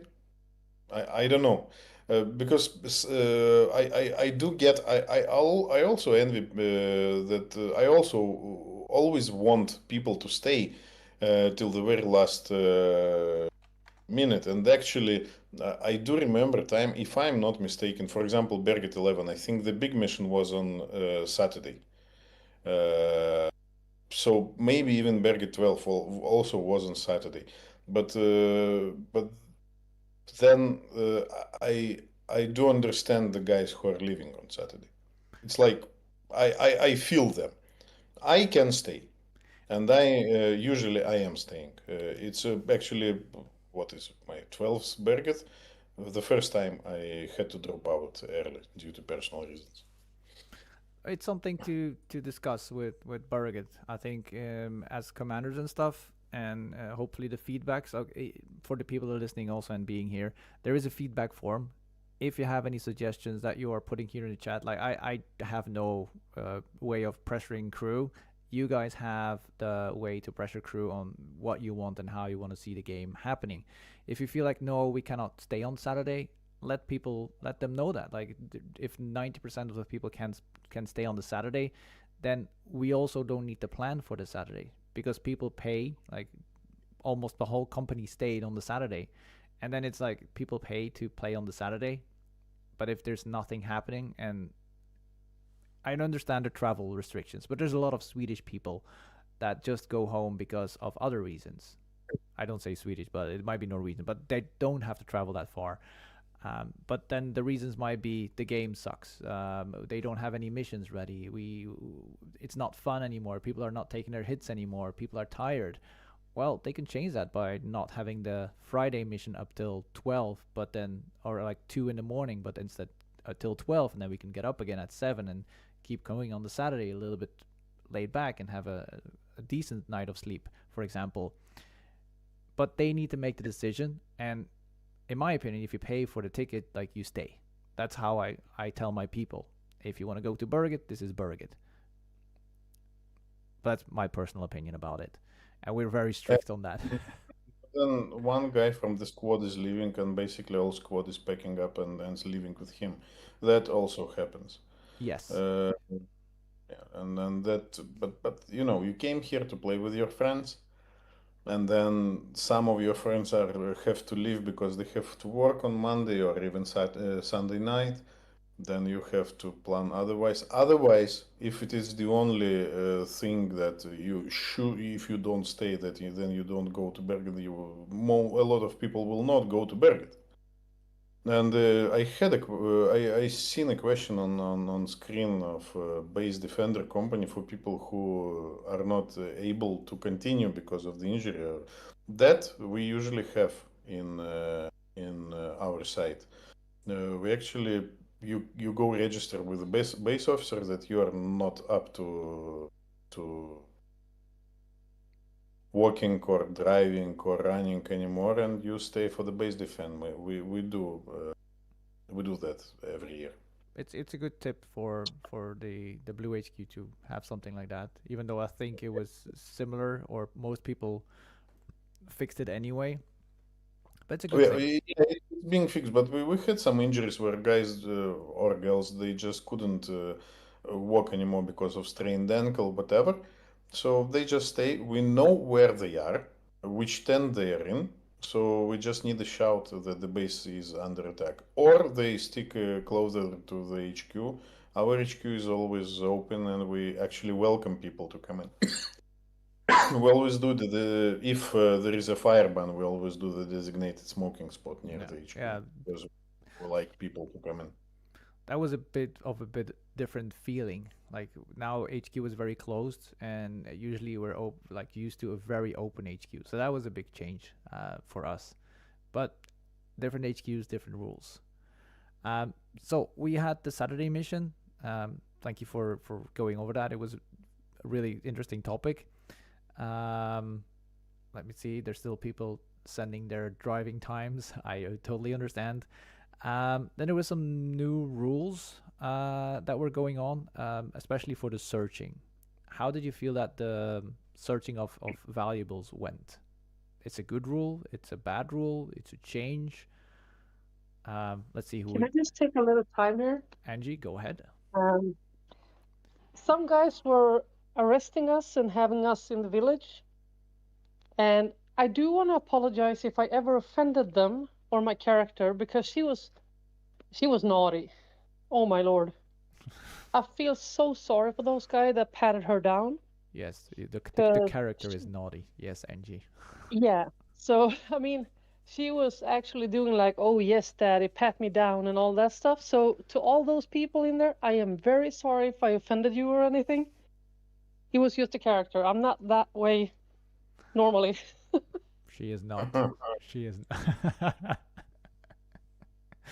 Yeah, I just want to put it out there. I'm sorry. We have people that want to be patted. Yeah, but yeah, I'm sorry for that if I offended anybody. Good. Anybody else that wants to pitch in on the new rules of you can ask on people. The new rule that you can tell someone to give everything without searching is shit. I agree. But I am into LARP, so I would usually say that the old one was better. So you need to perform search, and either until you finish the search or until the person on the other side says, I am not going to do that. Here are my in-game valuables. So it was definitely, I would agree. I liked last year's way better, where you actually had to search the person. The only time that I did like the new search was usually I would search them, but then when I would go around areas where it's just a little too sensitive for people, I would be like, all right, I'm not going to search you there. So if you have anything there, just give it up. Yeah, but there are people who are not comfortable with touches, etc., etc. So we should definitely have the exception that okay, I'm going off game. Here you go. I But agree. we actually one of the best experience was I think the guy nickname was Chef. We just The chef. yeah. We did with him everything. He was standing there in near the HQ. It was rather cold. He was standing for 1 hour, I guess, with his crossed with only his underwear, and he was okay with this. And the thing is, it's just how far people want to go. You need to give them that, because I'm pretty okay with both sides. So you just need to like usually you need to tell them beforehand what will you do. So are you going like search like in the movies and stuff, or are you going just to pat them down and that would be okay? Or if they want to go off game, it is also completely okay. This is a very gray situation in which you need to discuss both parties beforehand. Some people are not actually those who are performing the search. They also can be feeling uncomfortable with that, and that is also okay. So we have different cultures. In one cultures, people constantly hug each other. In another cultures, they stare at each other from 5 meters, and that is already invading personal space. So this can be different. Yeah, it's good that there are options because on the one side, as you said, you have the role play where you can play out the search, and if it gets uncomfortable for any reason whatsoever, people can just go off game. And I really like that system. Like to use it as well. The only thing I didn't like about the new rules is just walking up to like a dead player and saying, "You are hereby searched." And I mean, that you're is not basically searching a ghost, which like your body's way over there. That just felt weird to do. yeah, and that also kills the feeling, the immersement to the guy who was searched.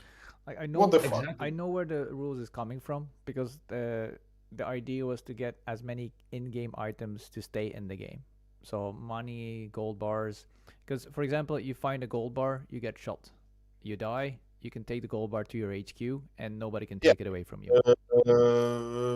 Rob, the gold bar weighs 12 kilos. It's rather big. It's easy to search a dead body for the gold bar. But so You just need to task the guys that, come on, there are gold bars in the turnover.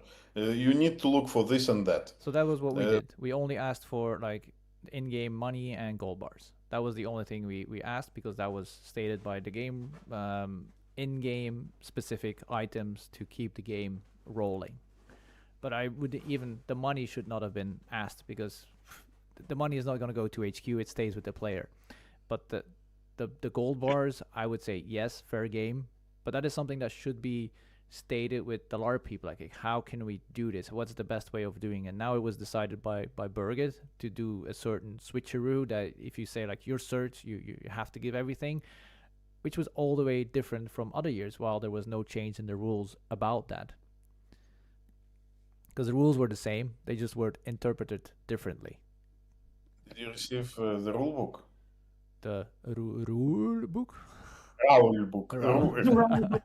That is actually golden. People should stick to that. It will be a collectible someday. I do have to ask you guys though. Did they make up a new rule where it's okay to, when you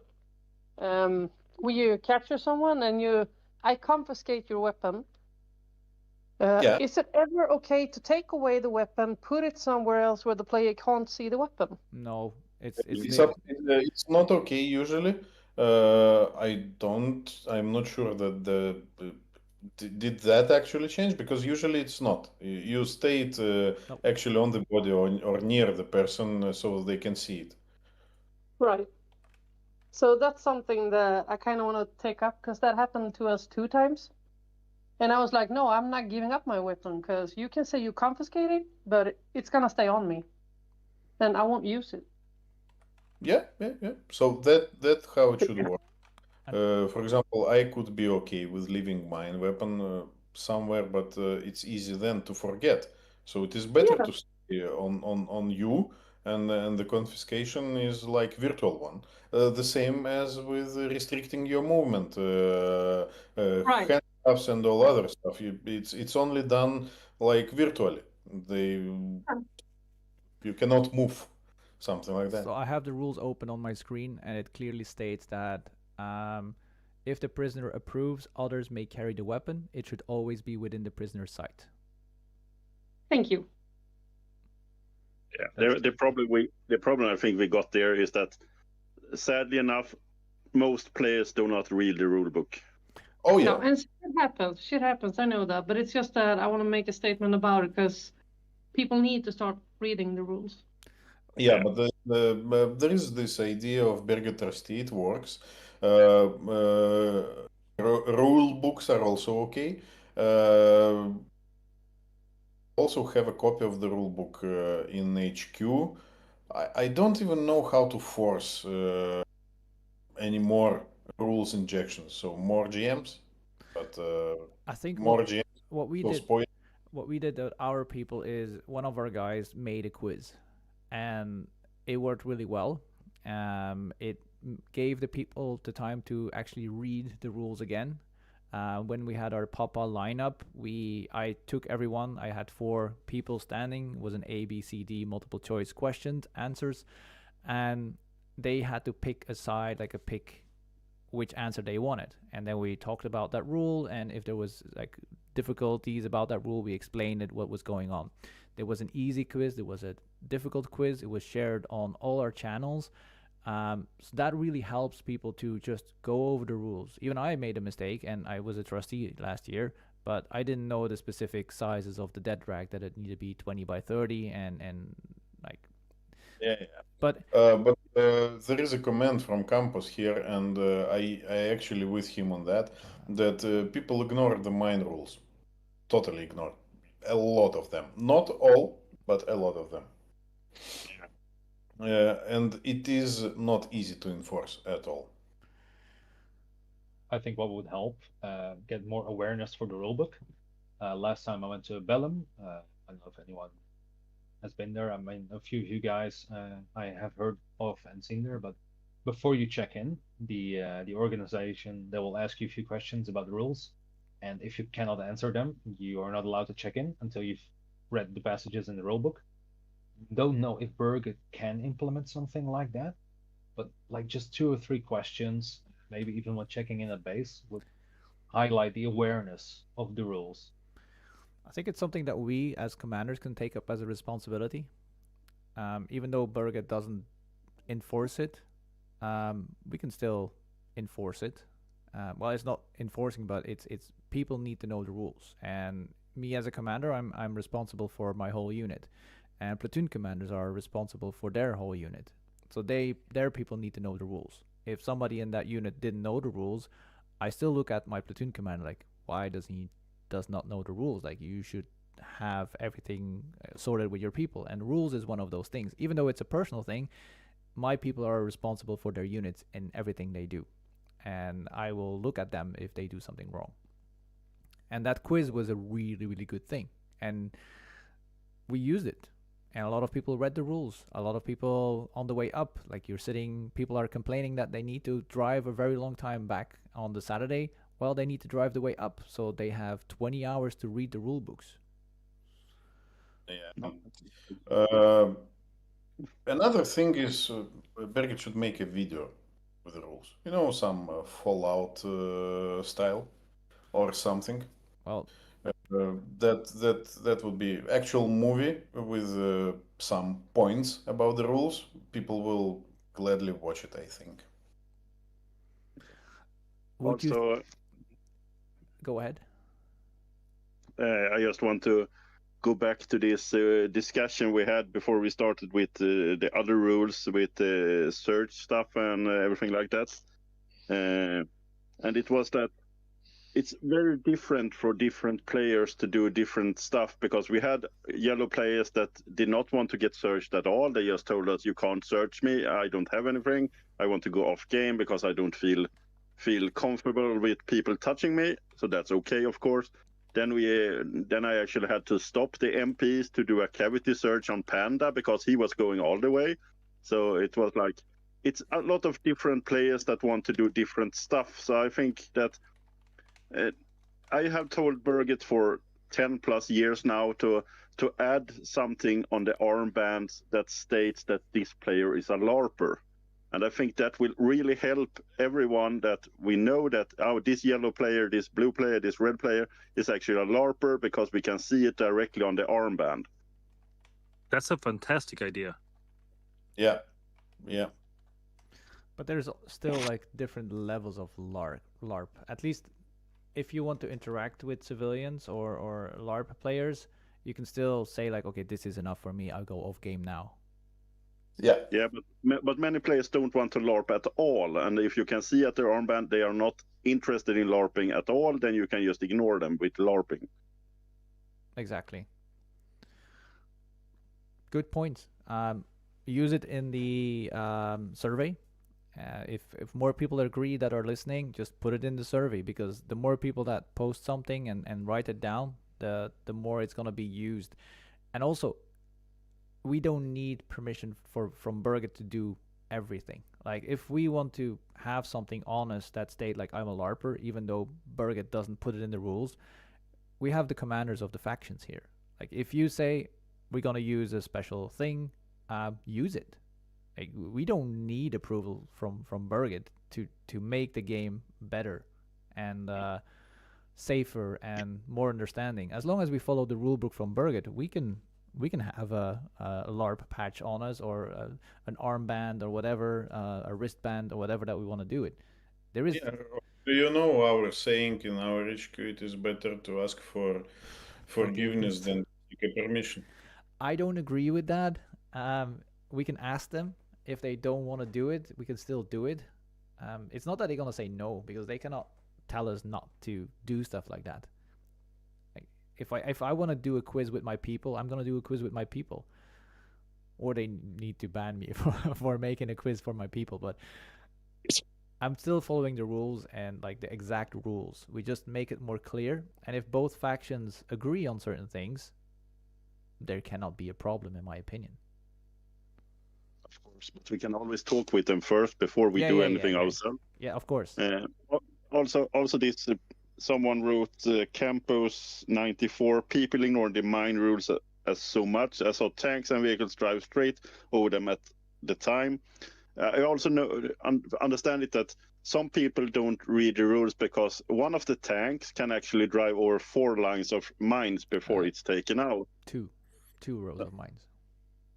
2, okay, but they can pass some mines at least before they are taken out, and I don't think every player knows this.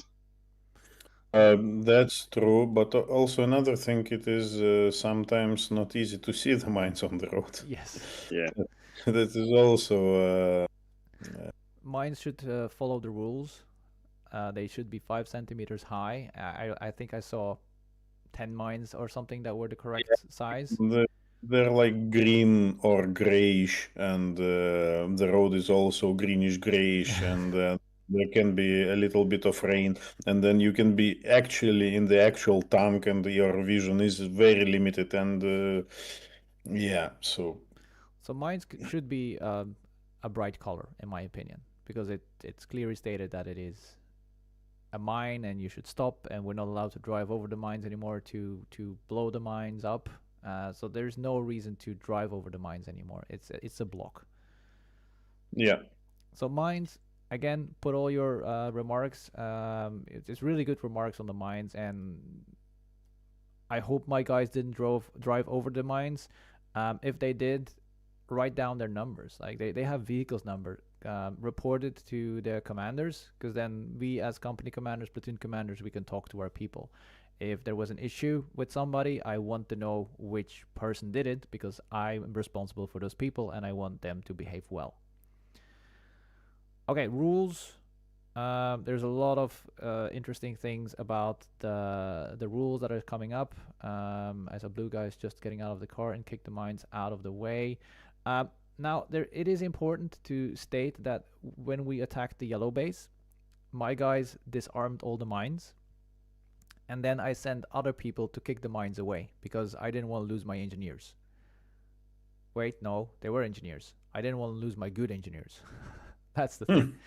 But they might have been booby-trapped, so people can move the mines because then as long as they're disarmed, they are not a mine anymore. They're just an object.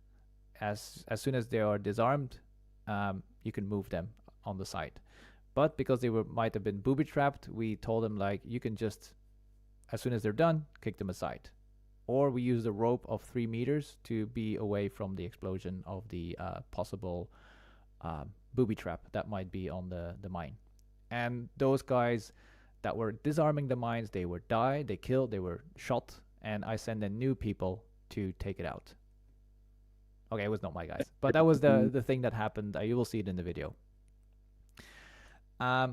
Good. There's still some things about the flames. Evil Bus Driver is answering on that. Good. It is important that if you have thinking about the rules or you're not sure about the rules, go through the rules yourself again, because there is some weird stuff in the rules and it's not always in the correct place. Sometimes things are contradicting each other. So if you find that, send it to crew to fix it. Good. I want to keep this within 2 hours, but there was a quick few things. You have 8 minutes left. I know, but we started a little bit later. There's a few quick things that I want to go over. Imbalance of vehicles, well, it happens. We don't going to go into too much detail about that. It was imbalanced on vehicle-wise. I don't think we had like 4 ATs in my whole company. So there is always going to be an imbalance. It's up to the HQs to work with that, and then Berget Crew will work missions around that and make sure that the game is still balanced, even though some units might have an imbalance. That's up to Berget Crew to fix that, and HQ to find the best way of working with the forces that you have. Because we have vehicles, we are glued to the road. If you don't have vehicles, you can go through woods a lot easier. I know transport and stuff, but it's a different way of fighting. And then the last thing I want to go over is a few incidents and situations that happened, just to clear it out, because that's why I like to have this meeting, like the post Berget meeting, is there is stuff happening and then people have different stories. And one of the things is there was a punching incident at the village. We came just when it happened. I was there for my birthday party organized by Angie that after the incident it was during the incident you got captured. I saw you. I was like, incident. I turn around, I go back, the whole gang is captured. But the incident itself, something happened with it's a deaf player from Greystone. He got slapped in the face. We're still discussing, or no, not discussing, but trying to figure out what happened, who did it. It was a very dark spot where he was in. It was a very fast situation. He got a hand on his face, and the whole story isn't really out yet. So if you heard things, you will probably heard the wrong things. I don't know if people, if we will know the whole story, but it's important not spreading the wrong information. Something happened on that intersection at the village. Crew was involved. Crew has all the information. We also gave our Ars Alpha information to Crew to find the player. We are narrowing it down to a certain unit, and we're still working on it to give that information to the GMs to fix this in the best way possible. So if you have any information about that, or you were in that spot, I think it was 16:45 on the Friday, something like that. Friday. Yeah, so Friday, 4:45. If you were in the area and you were in the southeast corner of the village and you saw something, report it to Crew. If you didn't, Verage? yes. I have to tell you, I can't take credit for the birthday party because it was actually Jimmy and Connie that had the whole thing planned. I was just participating, Okay. Well, so I can't take the credit for that. I give the credit to the people that did it, and it Yeah. was really nice. What a bear at the blue base. So there was an actual sighting of a bear apparently at the blue base. It was very well communicated to all sources, and then I think also crew was involved. So we communicated that really fast to all our people, and people stayed away from it. I don't know if it was true or not. Because if we get that notification, we clear everything. It was true. Okay, so it was true. There was a black bear. No, brown bear. Brown bear. Yeah, Brown bear. it was a brown bear. Later on at the D01 vault, we also heard whistling, which is probably apparently the way that bears communicate. And we were also we sent it to crew. I think 20 minutes later, crew came in and checked the area because it was very close to our base, so it might have been the same bear, and they took care of it. Okay. What about like injuries? So there was a few injuries that happened. I don't know all of them, but on the Wednesday there was an incident at CP2 with somebody that got shot in the eye, but it was a ricochet from the glasses. That's the latest information I heard. The guy is okay, and Yes. he actually was a babysitter later. Okay, so that's really good news. Thank you for the information. It was not that he lost his glasses; it was ricochet. Ricochet Yes. his glass. Yes. Yeah, babysitter. It was a babysitter because they want to. It was a LARP mission. They had to babysit a baby. Campos is that he asked like one guy in Sierra got shot in his eye. Was that the same person? I think. Yes, it was the same person. Well, the yellow player he got injured. We went to ER. He was fixed, checked, everything was okay. So then for the rest of the game, he was a pirate and a babysitter. Okay. Then we had some other smaller injuries, things that happened, but not really big ones. We actually had one of the with us it was ankle. Then we had a broken collarbone. Sparky, our base officer, he went to the village. You should have seen the news on the web. In the Berget map, and I like people enjoy the section of the news. Do not just go to the map. There is a news section, and we actually make it work both sides, and both blue and yellow send their news titles there, and it really actually works. It is very interesting to read through, and that gives you a little bit more feeling about how the game develops. So Sparky, he was chased by the blues, but like in real life, he was it was pure accident. He fell, he broke his collarbone, and we had another player who got spill of boiling water on his or her hands. That was a bit nasty. Another trip to ER. So we had, I think, 3 or 4 trips to ER. And but I assume that is much less than we had when there was heat waves. Correct. Yeah. I do have one thing in the chat that I forgot, but yes, when we were at where's my map? I think we were standing at CP4. The red car came very, very fast from the village, honking while just without looking, taking corners at CP4 to the south.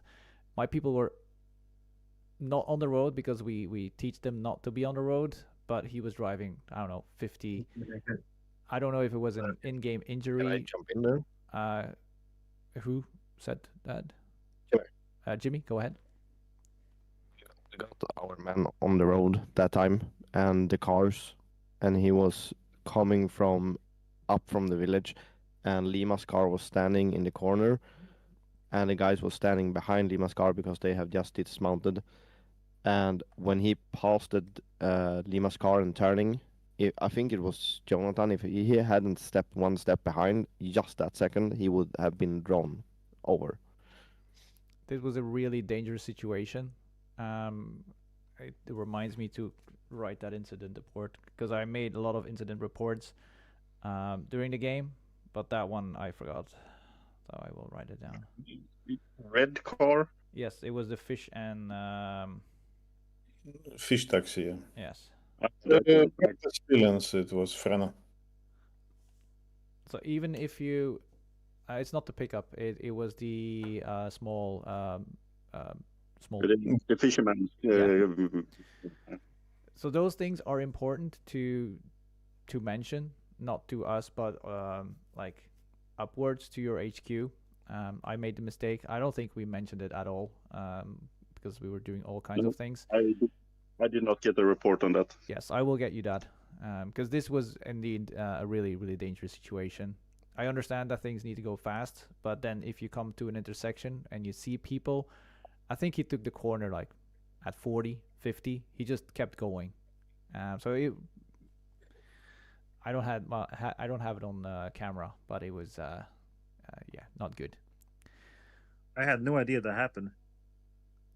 This whole incident is new for me. Well, there may be a reason for that. We need to ask exactly. the driver.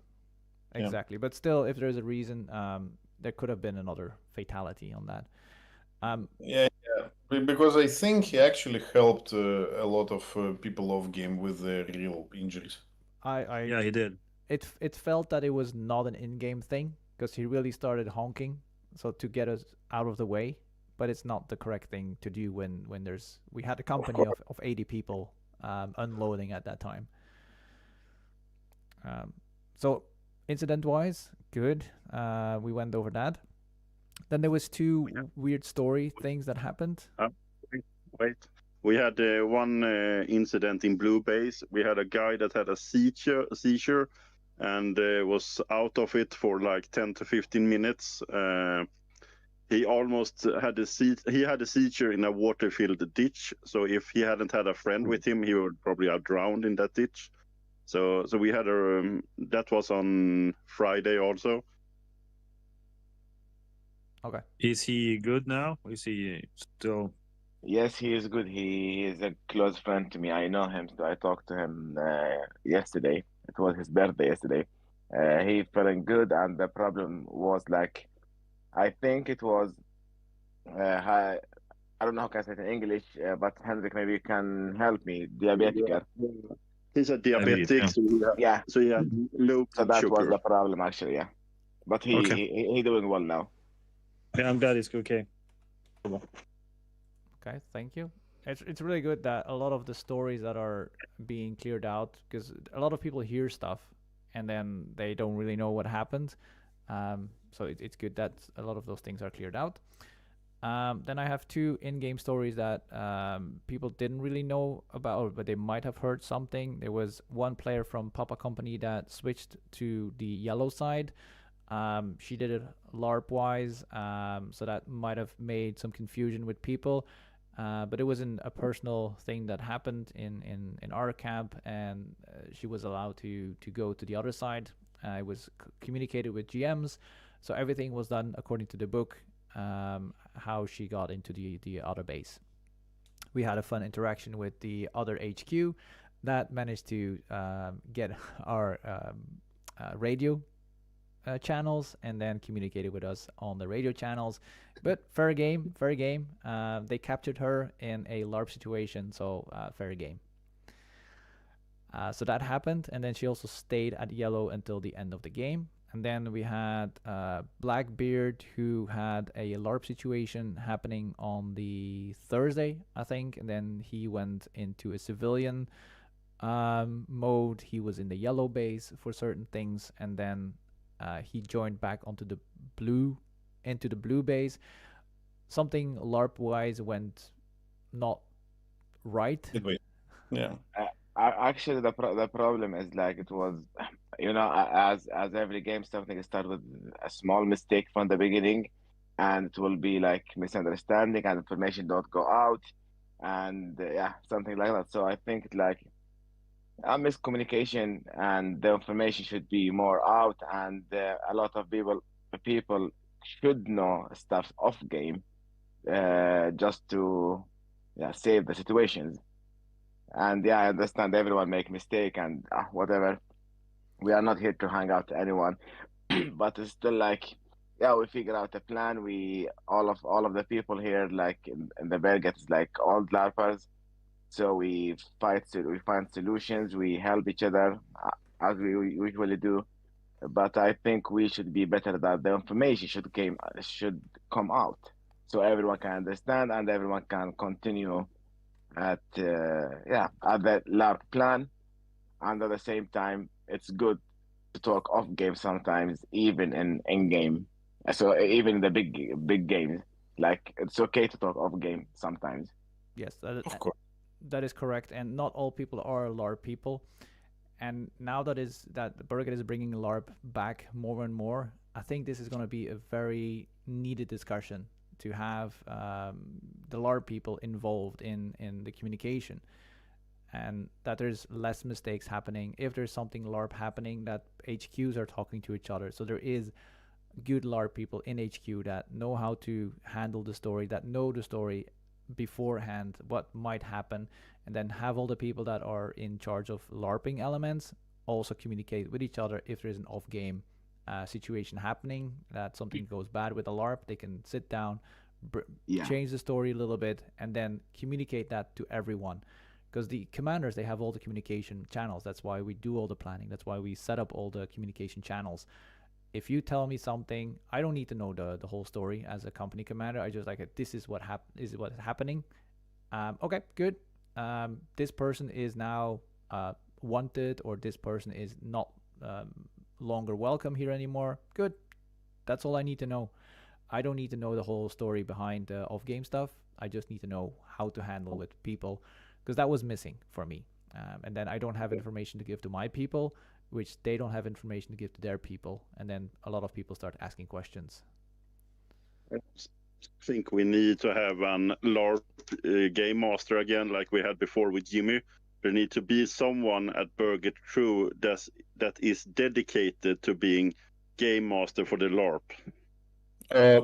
On another note, you have it's either that you are offering, or another option is to have a strong LARPer leading the LARP unit. So the one with experience, and then he can drive out the situation one way or another. So we should also get like strong LARP players as decision makers. That would also help. I agree with you, Igor, that we had that at Blue HQ. Like I was there, like to take care about the lab situations, but some mistakes can happening all the time. It's okay, it's fine, but we teach, we get lessons of what happening every year, so we don't. So we do it at the better way next time. And in this situation, from my opponent, it just was like miscommunication, misunderstood, and the information didn't came out. I think that was to make the story short. Good, thank you, Blackbeard. So communication, really, really important. That's why I love doing this live stream after Berget, sitting down. Sadly, we didn't manage to get crew in here this year. I will try again next year to have them here again, because for them there is really good points, and I will of course send them the link to this live stream. And with this, there's a few more things. Is there drama? There's a few things that could be better, of course, and that is why there is a feedback coming from Berget. The tent situation, yes, it was shit. We asked for fire extinguishers. We got one. There is a lot of stuff that needs to be better. It's something that we will not be able to fix here this evening, but it's information that needs to go to your commanders, go to Berget, So if you were in a unit, ask your leader or your team leader, your platoon commander, can we sit down? Write your stuff down. Don't wait 2 more days or 2 more weeks. Sit down, write the stuff down that happened, and send it to your leading person or send it into the evaluation form that Berget provided to you. Now, why it is important to send it to your leading people? Because the more information you give them, the better that the commanding structure will be on both sides. I can only work if I have feedback from my people. That's the same for every person in command. I will give my feedback to HQ. I will give my feedback to Berget because those are the people I communicate with. If you have feedback about your... Same for HQ, for any HQ. We actually don't know what you're thinking. If you have a problem or an issue, even if you're just happy, you need to come and tell that, like without any. I mean, with the thing that you think that the information we either already know or anticipate doesn't mean that we actually have that information. So please share. Always share the info. If you're having shitty game, share the info. We will try to make it better for you. Yes. If you have great game, also share the info because usually I'm pretty pissed in the end that people come to whine about something. I do feel that they have problems and they want to solve them, but also come with just a happy face. Sometimes, if you're having great game, just tell about that also. That's correct. Good. And with that, I will go over you if there's any more stuff that we want to quickly discuss here. I will go over you one by one. Let me know. So I'm going to start with Blackbeard. Anything you want to mention? No, actually, we should just be better at communicate with each other, like to make everyone happy and to make from my side, the lab side more like be stronger in the Berget, because we as you said, like we have some people, as Igor said, some people is very strong larper, so maybe we can get like a group for labs in all units, so that we can figure things and maybe to help Berget to get back the lab things as we had before. Yeah, good. For example, like Berget 16 when Henrik break my ribs. For example, like in a situation when you're under so much cocaine that you should not build anything. Yeah, exactly. And I had like I don't know if I can say that on the stream, but I had the thing on my chest, and like Henrik was police and just take me down and break 3 ribs. So like we have a lot of good larpers, so maybe we can find the way so we can make it succeed in the better way in the future. Good. We will work on that, or at least I will work on that too. Choppy, anything you want to add? No, I was thinking like people they do great. It's the first time we're working together. In what I know, I have only been on Bergets 2 times. But the thing I want to bring up like to everybody is like people don't really know what people doing. Like for example, HQ to do a lot of things. Company commands to do a lot of things that we always didn't see. So just bear in mind that like people trying to always make the Bergets to be the greatest event or lifetime for every player. Okay. Yeah. Thank you. Then Doc, anything you want to add? RTO. So I will let you know who's talking. It might be better. So we had Blackbeard, who was the communication officer for civilian affairs. Similar. That was the first one. Then we had Choppy, who was doing HQ stuff, operations, I think it was. Then now we have Doc, who was the RTO of Zulu, which was infantry company. Yeah, the only thing I want to add is that this year's Berget, it felt like Berget. People really wanted to be there. I mean, you could just tell the atmosphere was better than it was last year. Had some amazing fights, a great last stand at one of the vaults with Bal, my company commander. Just awesome stories, met great people, swapped rations and candies with yellow players while we were laying in a ditch. So yeah, great stories, great event, and I can't wait to see where we take it from here for next year. So thank you, everyone. All right, thank you, Evil Bus Driver, who was also HQ operations communication stuff. Mostly logistics and work, getting stuff to work. For example, trying to get the check-in and the tents in proper places and stuff like that. The signs you all saw in camp. And we all tried really, really hard to make it work. Sadly, the instructions didn't really work that well to all people. For example, the empty your cars and leave as quickly as possible because your cars are taking up tent space. Those kind of things, we could really use more help from the players. If you respect that we're trying to get this, well, you saw how the base turned out. We were hoping that people would be better at following the instructions, but well, at least we survived. That is true. We sure did. Good. Thank you, Igoris. I'm just replying to comments. We had two alligators on the bridge. One was golden, one was green. The golden was brought as a present to actually my in-game godson, the one who needed to be babysitted. So yeah, the game itself definitely felt like Berget again.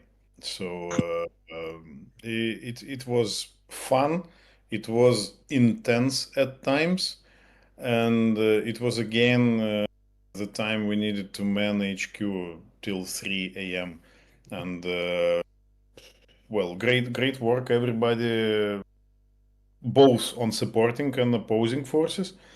It was really nice. I'm definitely coming back next year, although I'm thinking.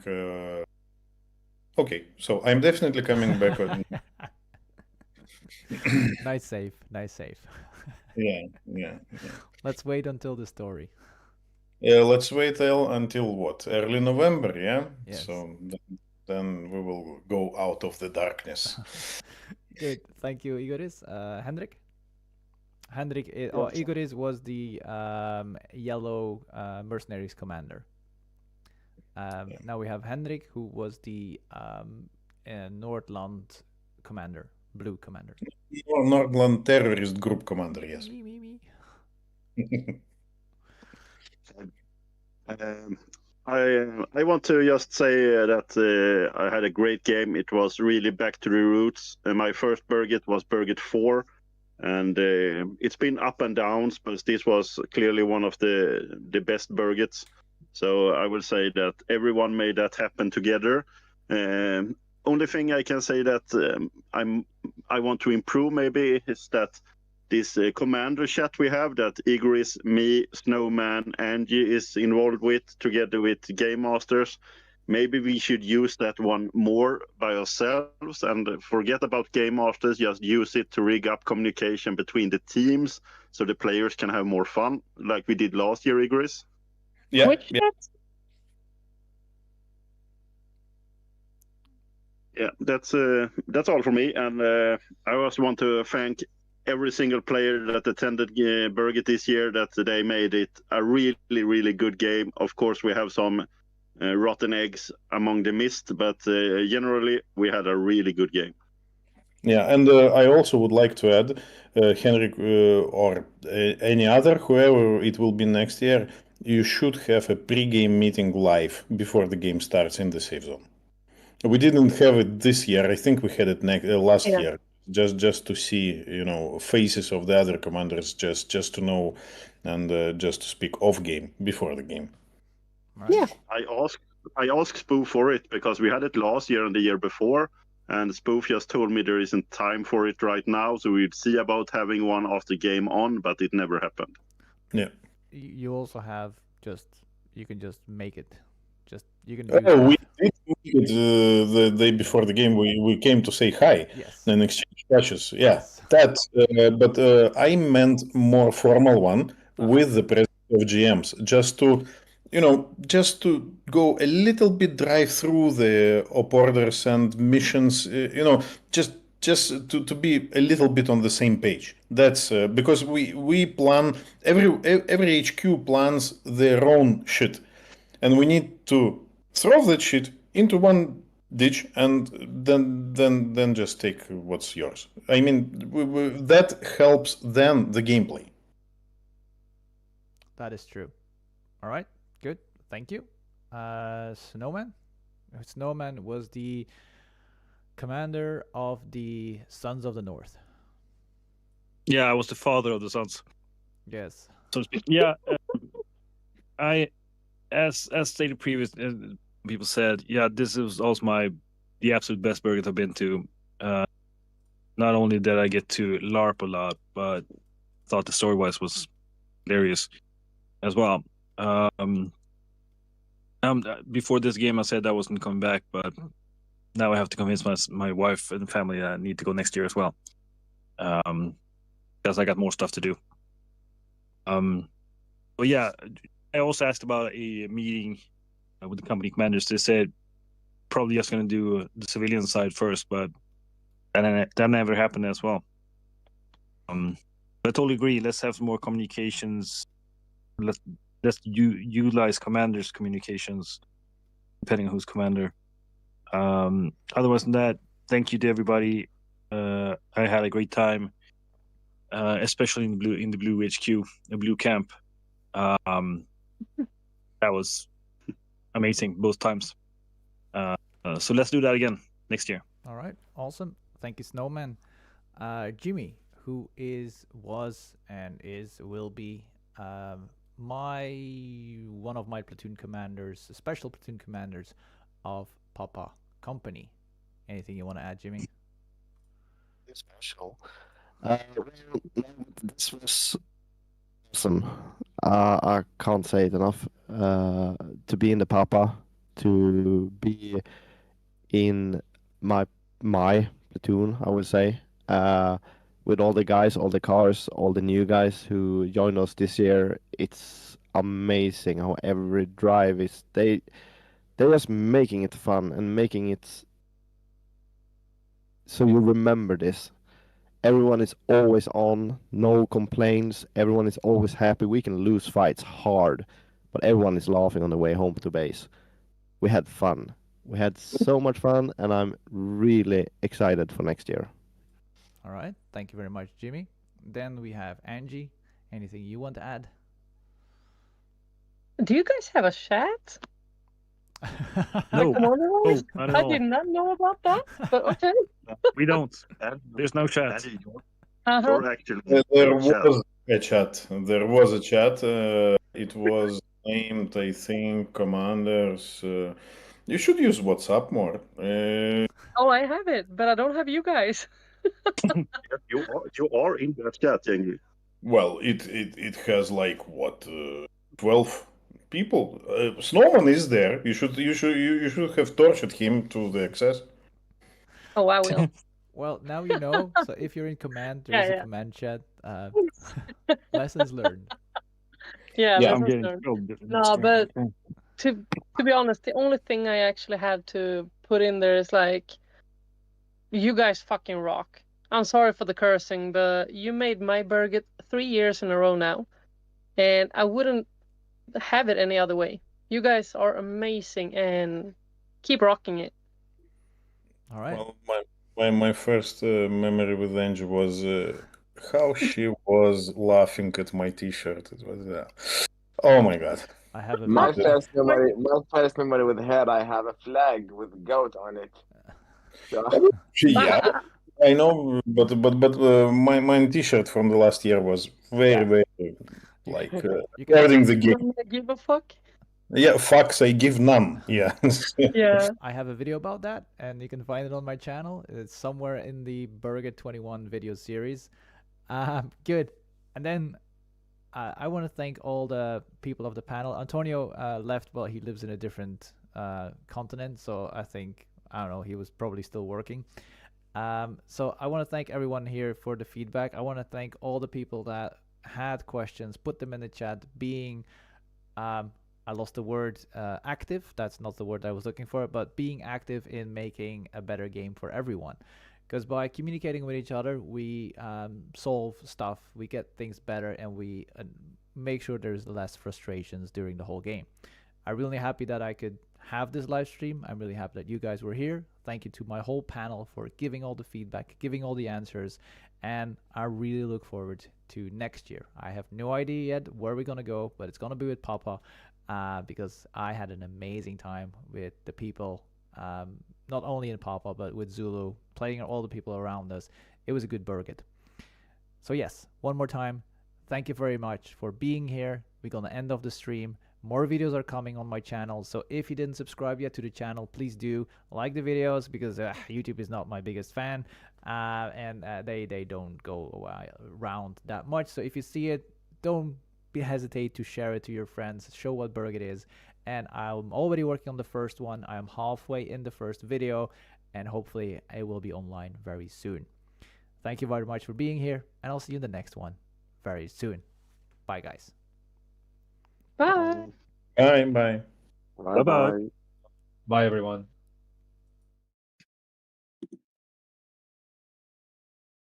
Okay, I'm so gonna fix this WhatsApp thingy. There is no chat. Don't worry, Angie. There's no chat. No